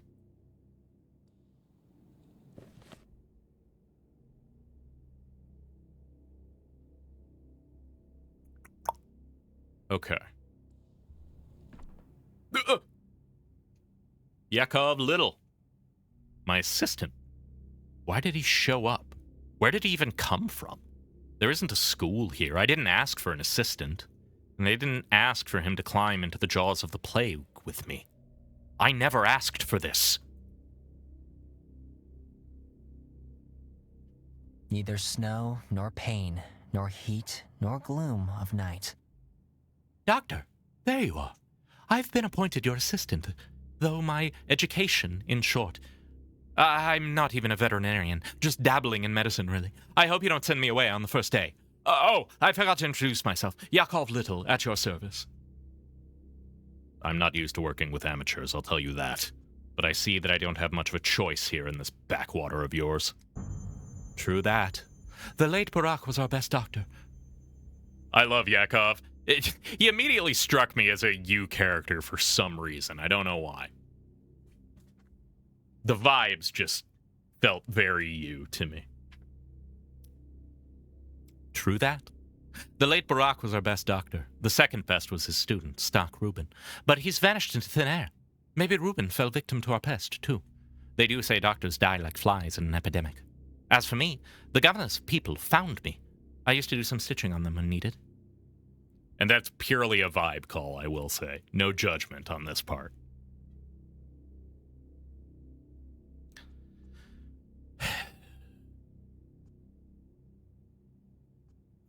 That's not what I counted on. I hope you're good at doing what you're told, at least. I'll give it my very best. To the bitter end, if needed. Allow me a question. Yesterday you ordered us to look for people whose test results suggest sand pest, but don't have its signs and symptoms. How can that be? Intercurrent disease. Another infection suppresses the plague. For a time, supposedly. What's with the dancer from yesterday? How is she feeling? Did you get any reports? I did. She died. But not from the sandpest. 2 diseases weakened her. If we treated the other one, maybe she'd have lived a wee bit longer. But there's more good news, too. I ventured to test the whole pub for the plague this morning. Everyone's clean. So the dancer wasn't contagious then. You do have some understanding, Little. Do carry on like that. So, we're going to make the drug from the blood of these kinds of patients. The ones the plague doesn't kill outright. Did I get that right? Our vaccine. We'll try, how do I say it, to pass their resistance on to the others. Remember, we'll need new patients every day. Their resistance to plague may weaken with time. Having a wider research base helps too. That's how it'll be, huh? We'll find patients and carry them straight to the centrifuge to make a vaccine out of them? Doesn't sound humane. No. We'll diagnose them first, or the centrifuge will spin who knows what. We'll do an interview, a physical exam, a second interview about symptoms. Tests, maybe. But not for plague. This guy doesn't look around like the other people do. Interesting. Yeah, he is just looking me dead on. I wonder if that is intentional.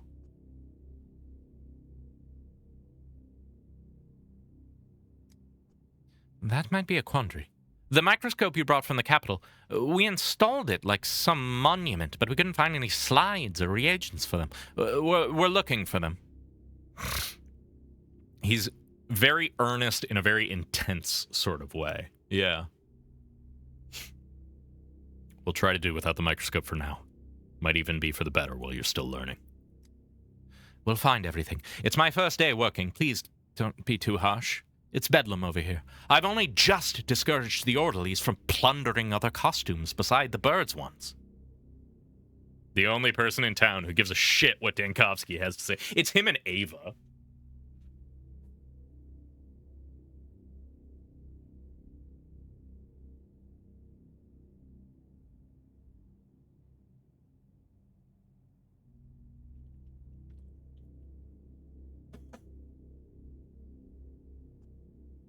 All right, here. I put together a list of diseases we might encounter in patients who resist the plague. But it's easier to show that in action, on a live specimen, so to speak. Live specimens coming up. We found 3 patients for you. Luta, a shopkeeper, Finch, a dyer, and...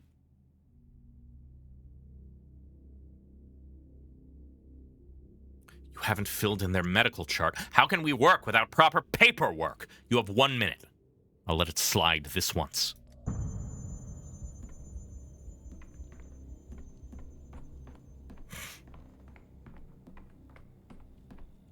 Pigeons for some, ringdoves for others. So, Doctor, have you had a look around? Is everything to your liking? Is it all set up properly? It'll do. You can't do better in a day, anyway. We did our best. We didn't sleep all night. Please tell us if something's not right. Where are the patients I'm supposed to examine personally? Don't tell me they're up there on stage. What a place you've found for them. Where else would they be? It's for clarity, to separate them from the patients we wouldn't dare distract you with. Besides, the theater seems to dictate its own rules, even now that it's a hospital. The moment you walk in, your eyes are drawn to the stage. That's where most interesting things happen. Can't your little town do anything without symbolism? Fine, leave it as it is. Well then, shall we get to work? We followed your instructions, looked for those who lasted more than 5 to 8 hours with the plague. We found 2. Luta the shopkeeper and Filot, a guard at the termitary. And the third one, Finch, came to us on his own. Whoa, who's this volunteer, Finch? Just an ordinary worker who's already written himself off. When he came to turn himself in at the hospital, he asked for something for his head, said it was aching. What about the shopkeeper? Relocated from an infected district. Says she feels fine, just had a fever. I'd ask if you'll allow it to start with her. She's been waiting the longest. It's awkward. And Filot, you say. The guards that the very dormitory for the Bull Enterprise workers that Big Vlad quarantined. That's right. Must have caught it in there when he was on watch. You won't get much in the way of complaints from Filot. Probably best to leave his case for last, if it's not too bold of me to be giving advice to a luminary like you. Very well. Let's begin. Who did you ask me to start with, Luta? All right, have it your way. Vaccination decree. If you correctly diagnose all patients on any given day, you'll receive a vaccination decree. If you misdiagnose even one patient, you won't receive a vaccination decree. You'll need to restart the day and correct your mistakes. Okay.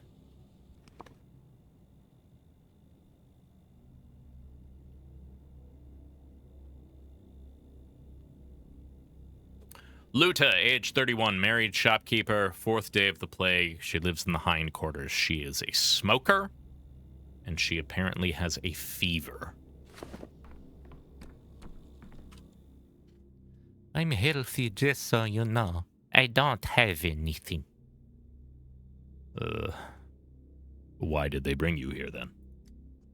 I had the fever for no reason, that's why. But it stopped already. But I'm better now. And I had no scratches on my skin, no yellowing, no sandpaper scratches, no drought of the month.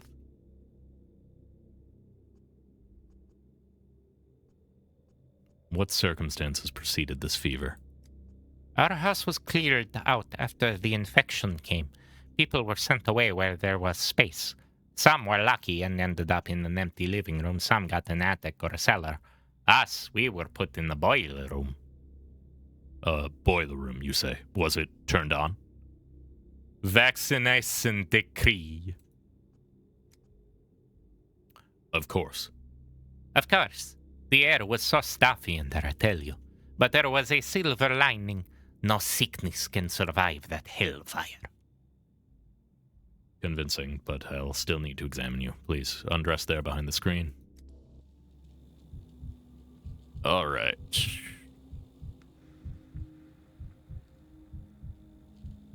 Very pale skin. Rarely leaves home. Not much time in the sun.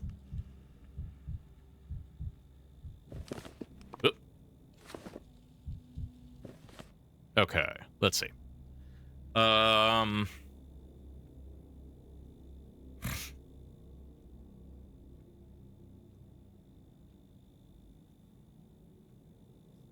What's ichthyosis? Uneven skin. Oh, okay. No, it's not that. It's not yellowing. It's not itchy. She doesn't have itchiness. She doesn't have redness. She doesn't have eczema. I accidentally closed Mona upstairs. Oh no! Sins! Okay, yeah, I can right-click to rule them out based on what she says.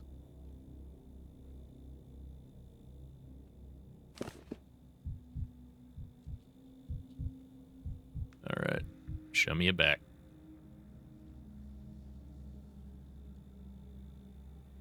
Nothing there. Show me your arms. Whoa! Hematoma. Maybe she bumped into something. Maybe it's a symptom. I should ask where the bruise came from. So it's a bruise. Oh, so you're giving it because she was big, sleeping, purring. Ah. For shame.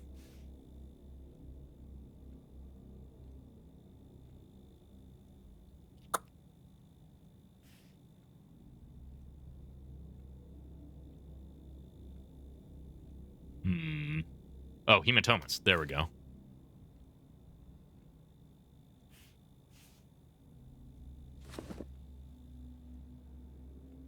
Looks like someone gave her a snake bite, like from elementary school. Yeah, it really does.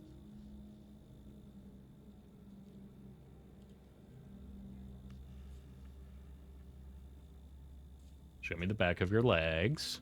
Anything weird going on here? No? Okay.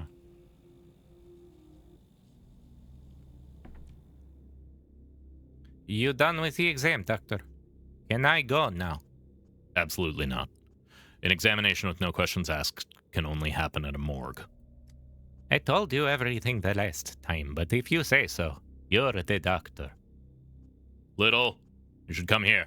Let's fill this patient's record together so that at least a modicum of knowledge settles place in your head. Signs follow Maria like iron follows a magnet. It's uncanny. You called, Doctor? I'm here and ready to heed. So, Little, we have a patient here. She's claiming to be in good health despite having had a fever a few days ago. Do we take her word for it?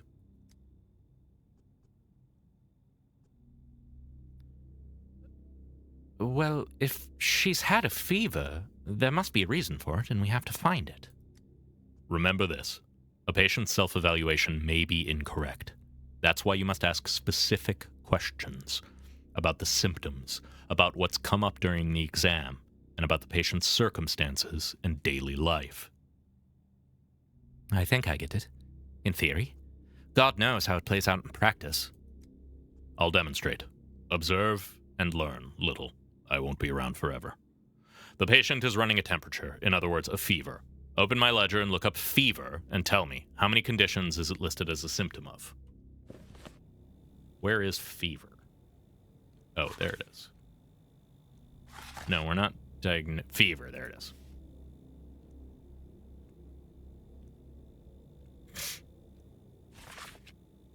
It's probably this. Oh yeah, she does have really red eyes, too. I did notice that earlier. Yeah, she's definitely got anemic vasculopathy, an infectious disease caused by microorganisms from steppe soil entering the bloodstream. Cases of airborne transmission are also reported, but require confirmation.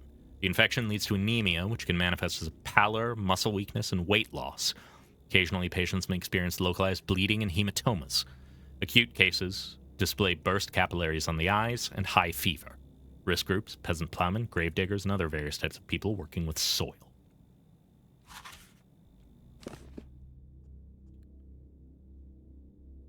Influenza, burning fever, consumption, measles, tularemia. Can't even read the one after that. An absolute tongue twister. Sheesh, there's so many of them. 8 diagnoses fit the bill. It's a frequent symptom, which means that you have to find others and narrow down the search. Then do it again until you're left with just one verdict. This, little, is what's known as a differential diagnosis. The name is self-explanatory. We differentiate between similar things to find the only correct solution to our problem. I can't wait to give this method a try. Let's get down to it then. You look pale, ma'am. Has your skin been like this since birth, or is it a pallor event?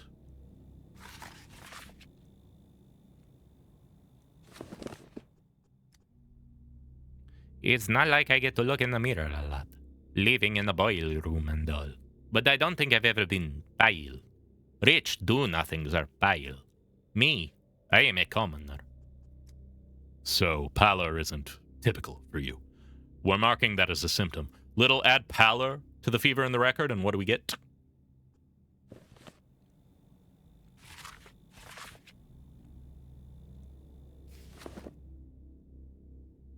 A mere 2 conditions, down from 8. It's like magic. A single symptom, pallor, eliminated 6 out of 8 of our. A single symptom, pallor, eliminated 6 out of our 8 candidates. We're left with just one choice of 2. Where did this hematoma come from, my good lady? I mean the bruise over here next to your wrist. Did you bump into something, or is there someone who batters you? Don't worry, there's nothing to be embarrassed of when seeing a doctor. I'm not embarrassed. A bruise? Well, that is news to me. I've never seen it before, and I can't remember anything like what you're talking about. I certainly wasn't beaten up. I must have bumped into something myself and forgotten about it with all the fuss. The boiler room is dark and cramped. That's probably where the bruise is from. Dr. Dankovsky, I'm seeing this hematoma, this fancy bruise, on your list. Are you with us, little? Pay attention. She doesn't remember how she got the bruise. She can only guess. The manual provides a more detailed description of the illness for a situation like this. What causes it, who's susceptible, etc. It can give useful clues. Got it. When in doubt, read about the condition in detail.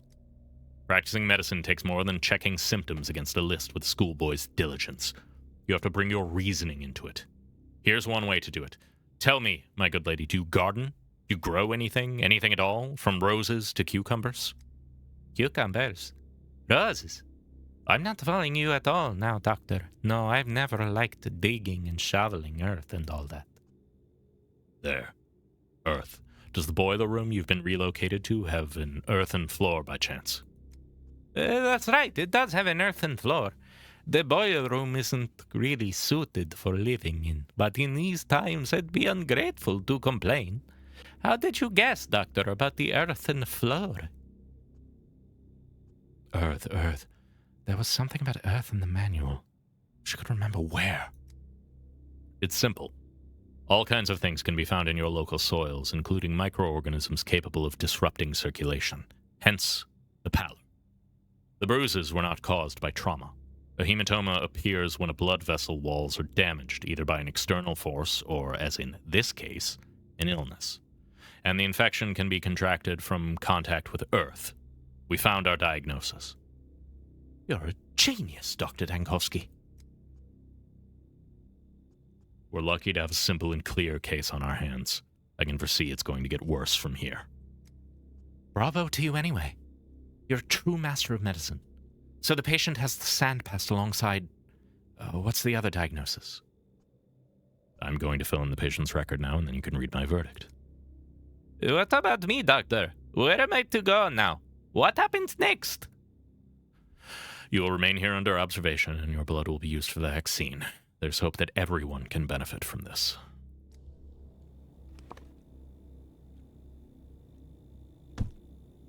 Oh!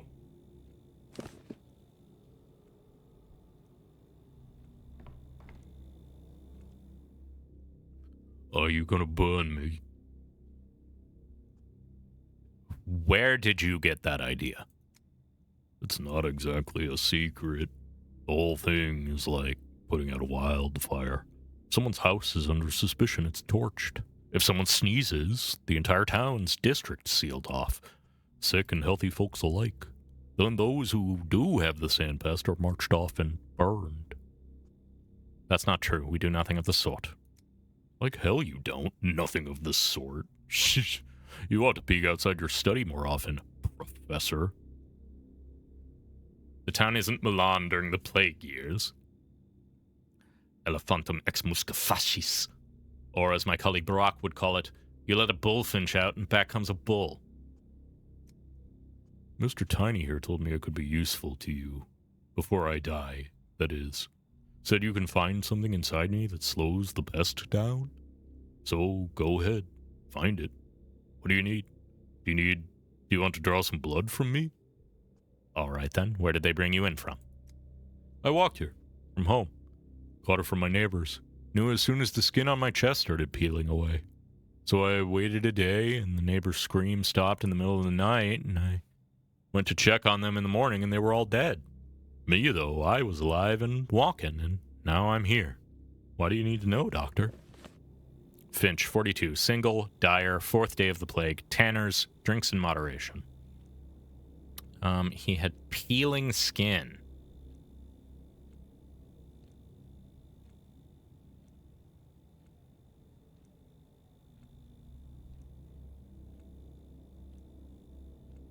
I don't know. That could be itchy. We'll see when I take a better look at it. It might come in useful. What's your vocation? I'm a dyer. Been breathing in poisons for 5 years now. One day it's red, the next it's blue, then yellow. Could that be why this fever of yours doesn't do me anything? Toxic pigments. It's a possibility. Oh my, oh god, your fucking heart rate is crazy, dude.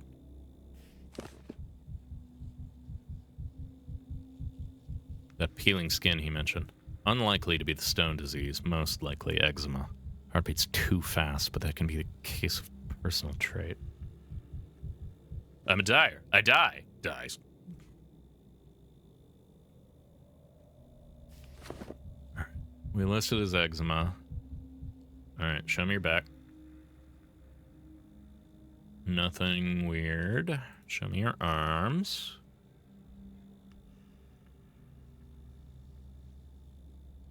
Nothing weird. Show me your legs.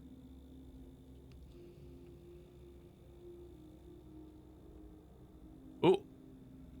Now this is interesting. His skin is yellowed. Just an old chemical burn scar? Maybe.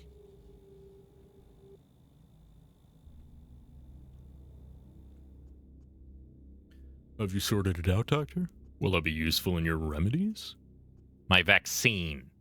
It's a vaccine I'm working on, and please allow me a couple of clarifying questions so I can be sure of your diagnosis. It's the plague, of course, the sandpest thing, isn't it? The plague, yes, but there's another condition that's prolonging your life.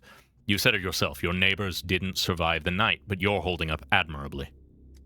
Well, blow me down. 2 ailments makes me healthier than if I just had 1? But you'd know best, Doctor. What do you want? To question me, right? Question all you want. You complained that the skin on your chest was peeling. It was here, right? In the very middle. I knew right away. Skin turns nasty when you're plagued, right? Eczema. That much is obvious. This symptom can indicate one of 2 diseases. Now, to tell them apart. Give me your hand, please. I'll take your pulse. I believe I've noticed your heart behaving erratically. Oh, it's too fast. Began running fast not too long ago, Doctor. Can hear it myself, thrashing like it's caught in a snare. Too fast indeed. So what's now? It's all clear? Your pulse and the eczema together give a clear picture, yes. Finally. I was afraid I just kicked the bucket without helping any science. He's got burning fever. A highly contagious disease caused by the ulcera virus, transmitted through contact and breathing. Initially, the disease presents with fever, headache, and abdominal pain, and later ulcers and eczema appear on the skin. Itchy herpetic rashes are observed. The patient experiences psychosis, frequently fatal outcomes among densely living and working population. People living in crowded conditions, people living in unsanitary conditions.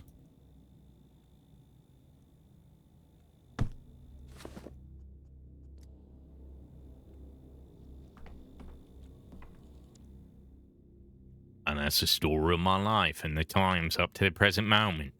But why do you want all these details from me? A half hour's worth of talking, and it was all beside the point. I thought you'd be interested to know why the sandpest can't get me, because I certainly find that fact interesting. I'd even say amazing. I'm interested too. Your blood may save about 400 people by tomorrow morning, but only if I can correctly identify your other illness. You're sure you're not overstating my importance, Doc? Right. Olgimsky corked the termitary shut, and you've been guarding it for... is it 6 days? Since Tuesday? This is the 3rd time you're asking me.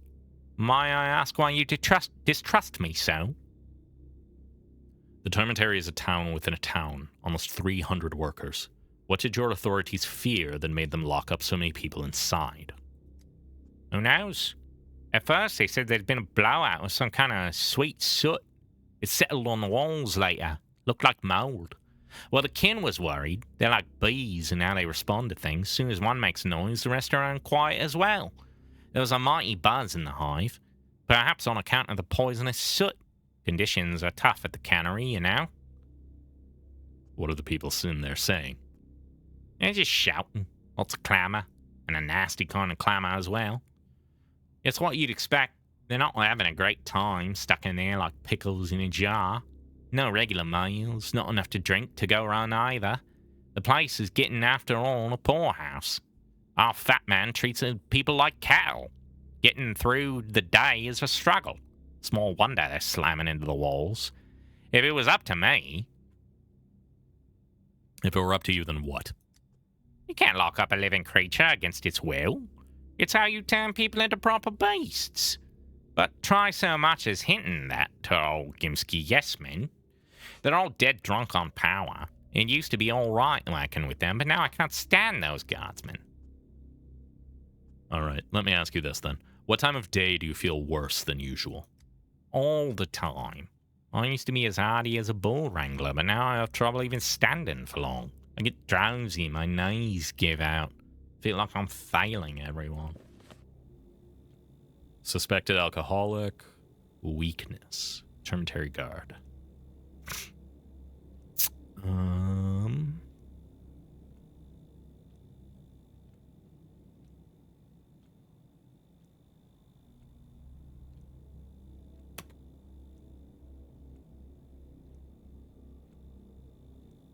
I'm surprised fatigue isn't a symptom.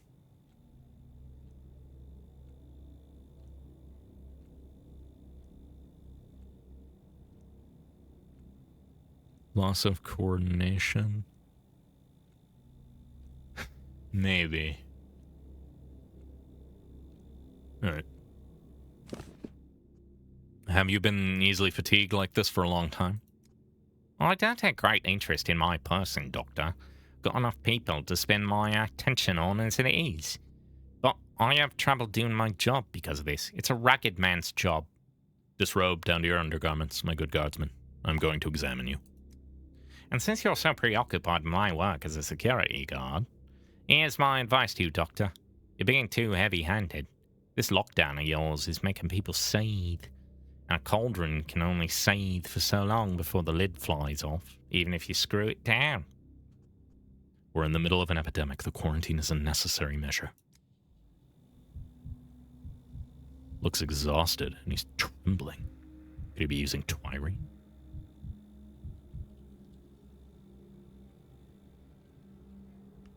Strange redness. Rash? Bites?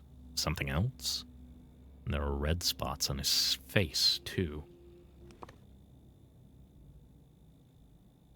Skin redness. I thought I saw weakness under circulatory. Am I just blind? Oh, God, you're right. Yeah, I'm just blind. Thank you, Pegasus Bat Spider. I appreciate that. I just fully missed it. Weakness is better than loss of coordination.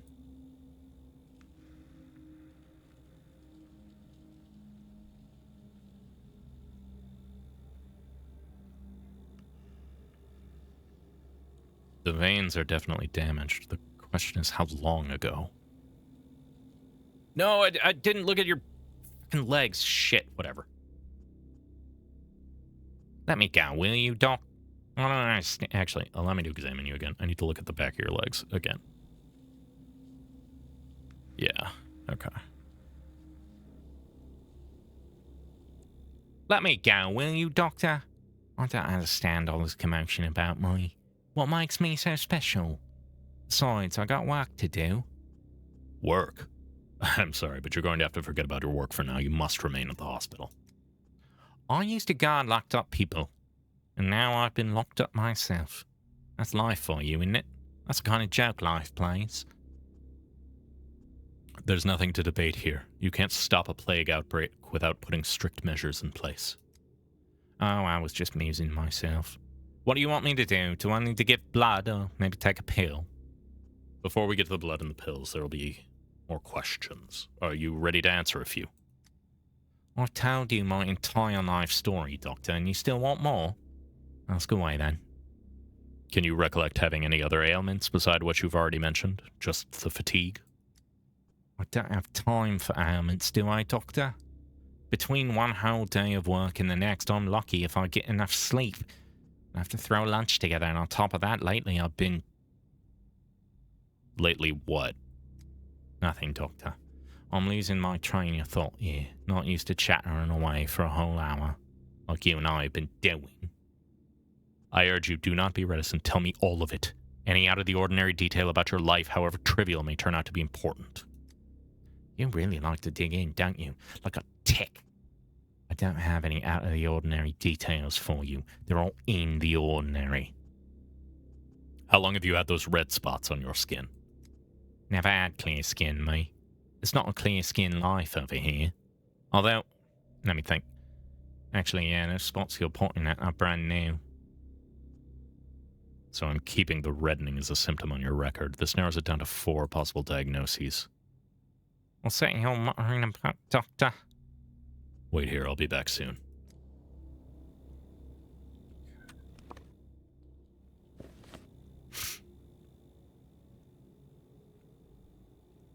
He's got skin redness and weakness.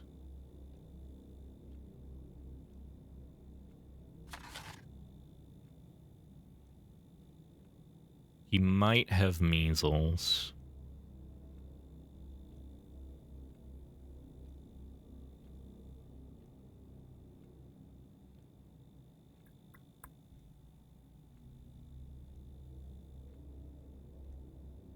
Vein damage.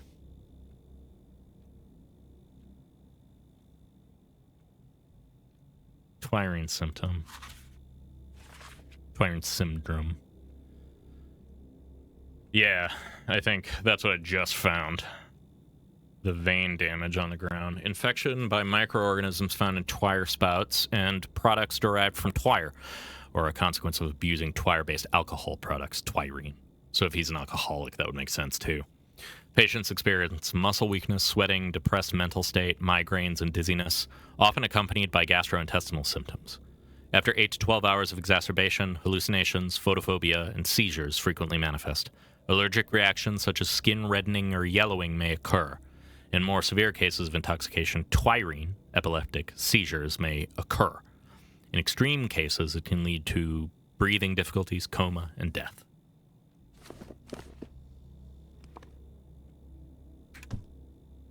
Boom. All diagnostics are set. The results will be delivered to Stillwater after 6 in the evening. All right. Back to Stillwater, then. Oh. That which is torn must be tied, and that conjoined split apart. What else do you want, Shen? Don't hold me up if you want me to bring you a patient today. I just wanted to clarify one thing. You said you intend to make a panacea. Are you serious? Yes. If you'd ever bothered to open a dictionary, you might have read the definition, a cure for all diseases. I didn't choose the word lightly. The kin hold a belief that the sand plague brings together all diseases at once. It's the primordial, original disease. Before you dismiss that as just a fairy tale, keep in mind, my father shared that belief, and you acknowledge his credibility. Your father survived the previous outbreak and kept the town from perishing. That's why his opinion carries weight with me. Shen, we don't have time for debates. Here's your answer. Yes, I hope to find a cure for the plague, to save those who are already sick. You are hoping to make an effective vaccine to prevent the plague, to stop it from spreading. Have you made progress on the cure already? You won't like it. Yesterday, you told the whole town that you think dead gruel, the Odonge brew, is nonsense. But I think they were looking in the right direction. Herbs and blood are needed, but not the ones they had. Which ones exactly, I haven't figured out yet, but the key to salvation, the solution to the plague, it's here somewhere. I see. My thoughts about that vaccine were also based on that nightmarish concoction, although I've since left it far behind. We're both still at the beginning of our paths. We have nothing to fight over. We're not getting in each other's way. Maybe one day that will come, but today is not that day. You're right, and I'll be glad if you succeed. If you really do find a way to cure the sick.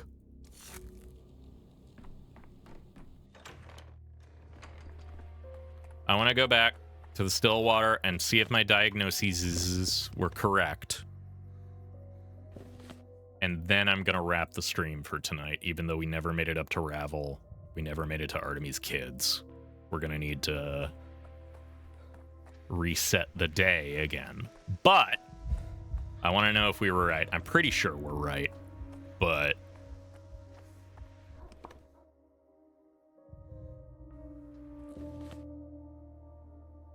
come on. There.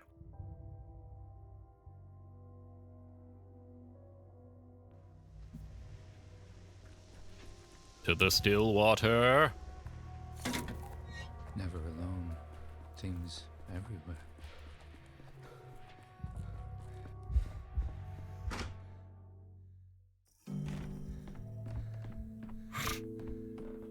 Let's see if I have a vaccine mandate. Oh, hey. I'll talk to you in a minute.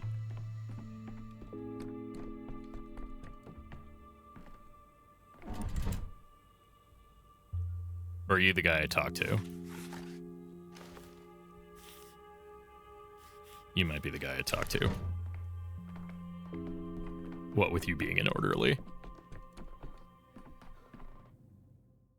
Orderly number 33 reporting to the emergency command. That is to say, I am reporting for duty. I am number 33.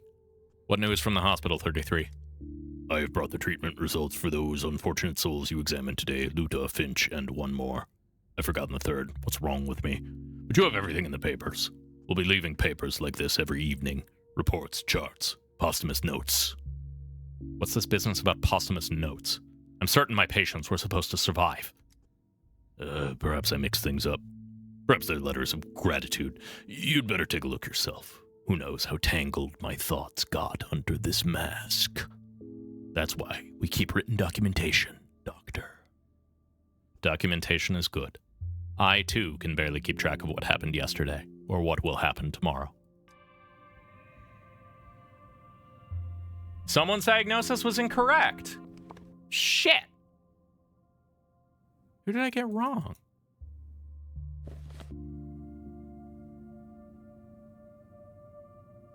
This guy. I got Filot wrong. Vete Karan, outsider, Bolish. Today you brought pain to this land, caused harm, drove Akali Filot to the grave. You're no Emshen, no Erdem. You do not know the lines. Stop, or you'll regret it. Leave it to the Katange. We'll deal with on their own. Okay, we got Luda and Finch right.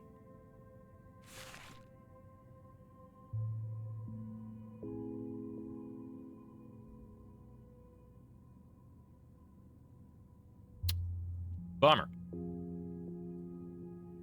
Well, we'll figure that one out later. We'll try to take this one again tomorrow, I think. I'm just going to go back to the beginning of the day real quick. Documentation being important, now that you got something wrong. Yeah. I figured that's what you meant, Scoop.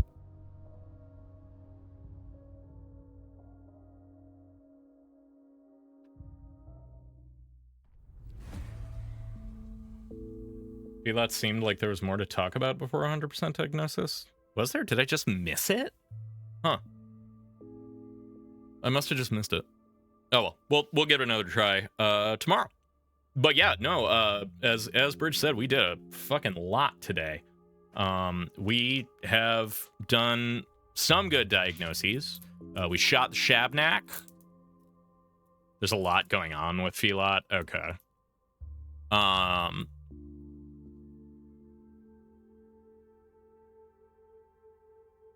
Yeah, that definitely felt like it kind of very much was pushing me to get that wrong, which is interesting, but maybe I'm just dumb. Who knows?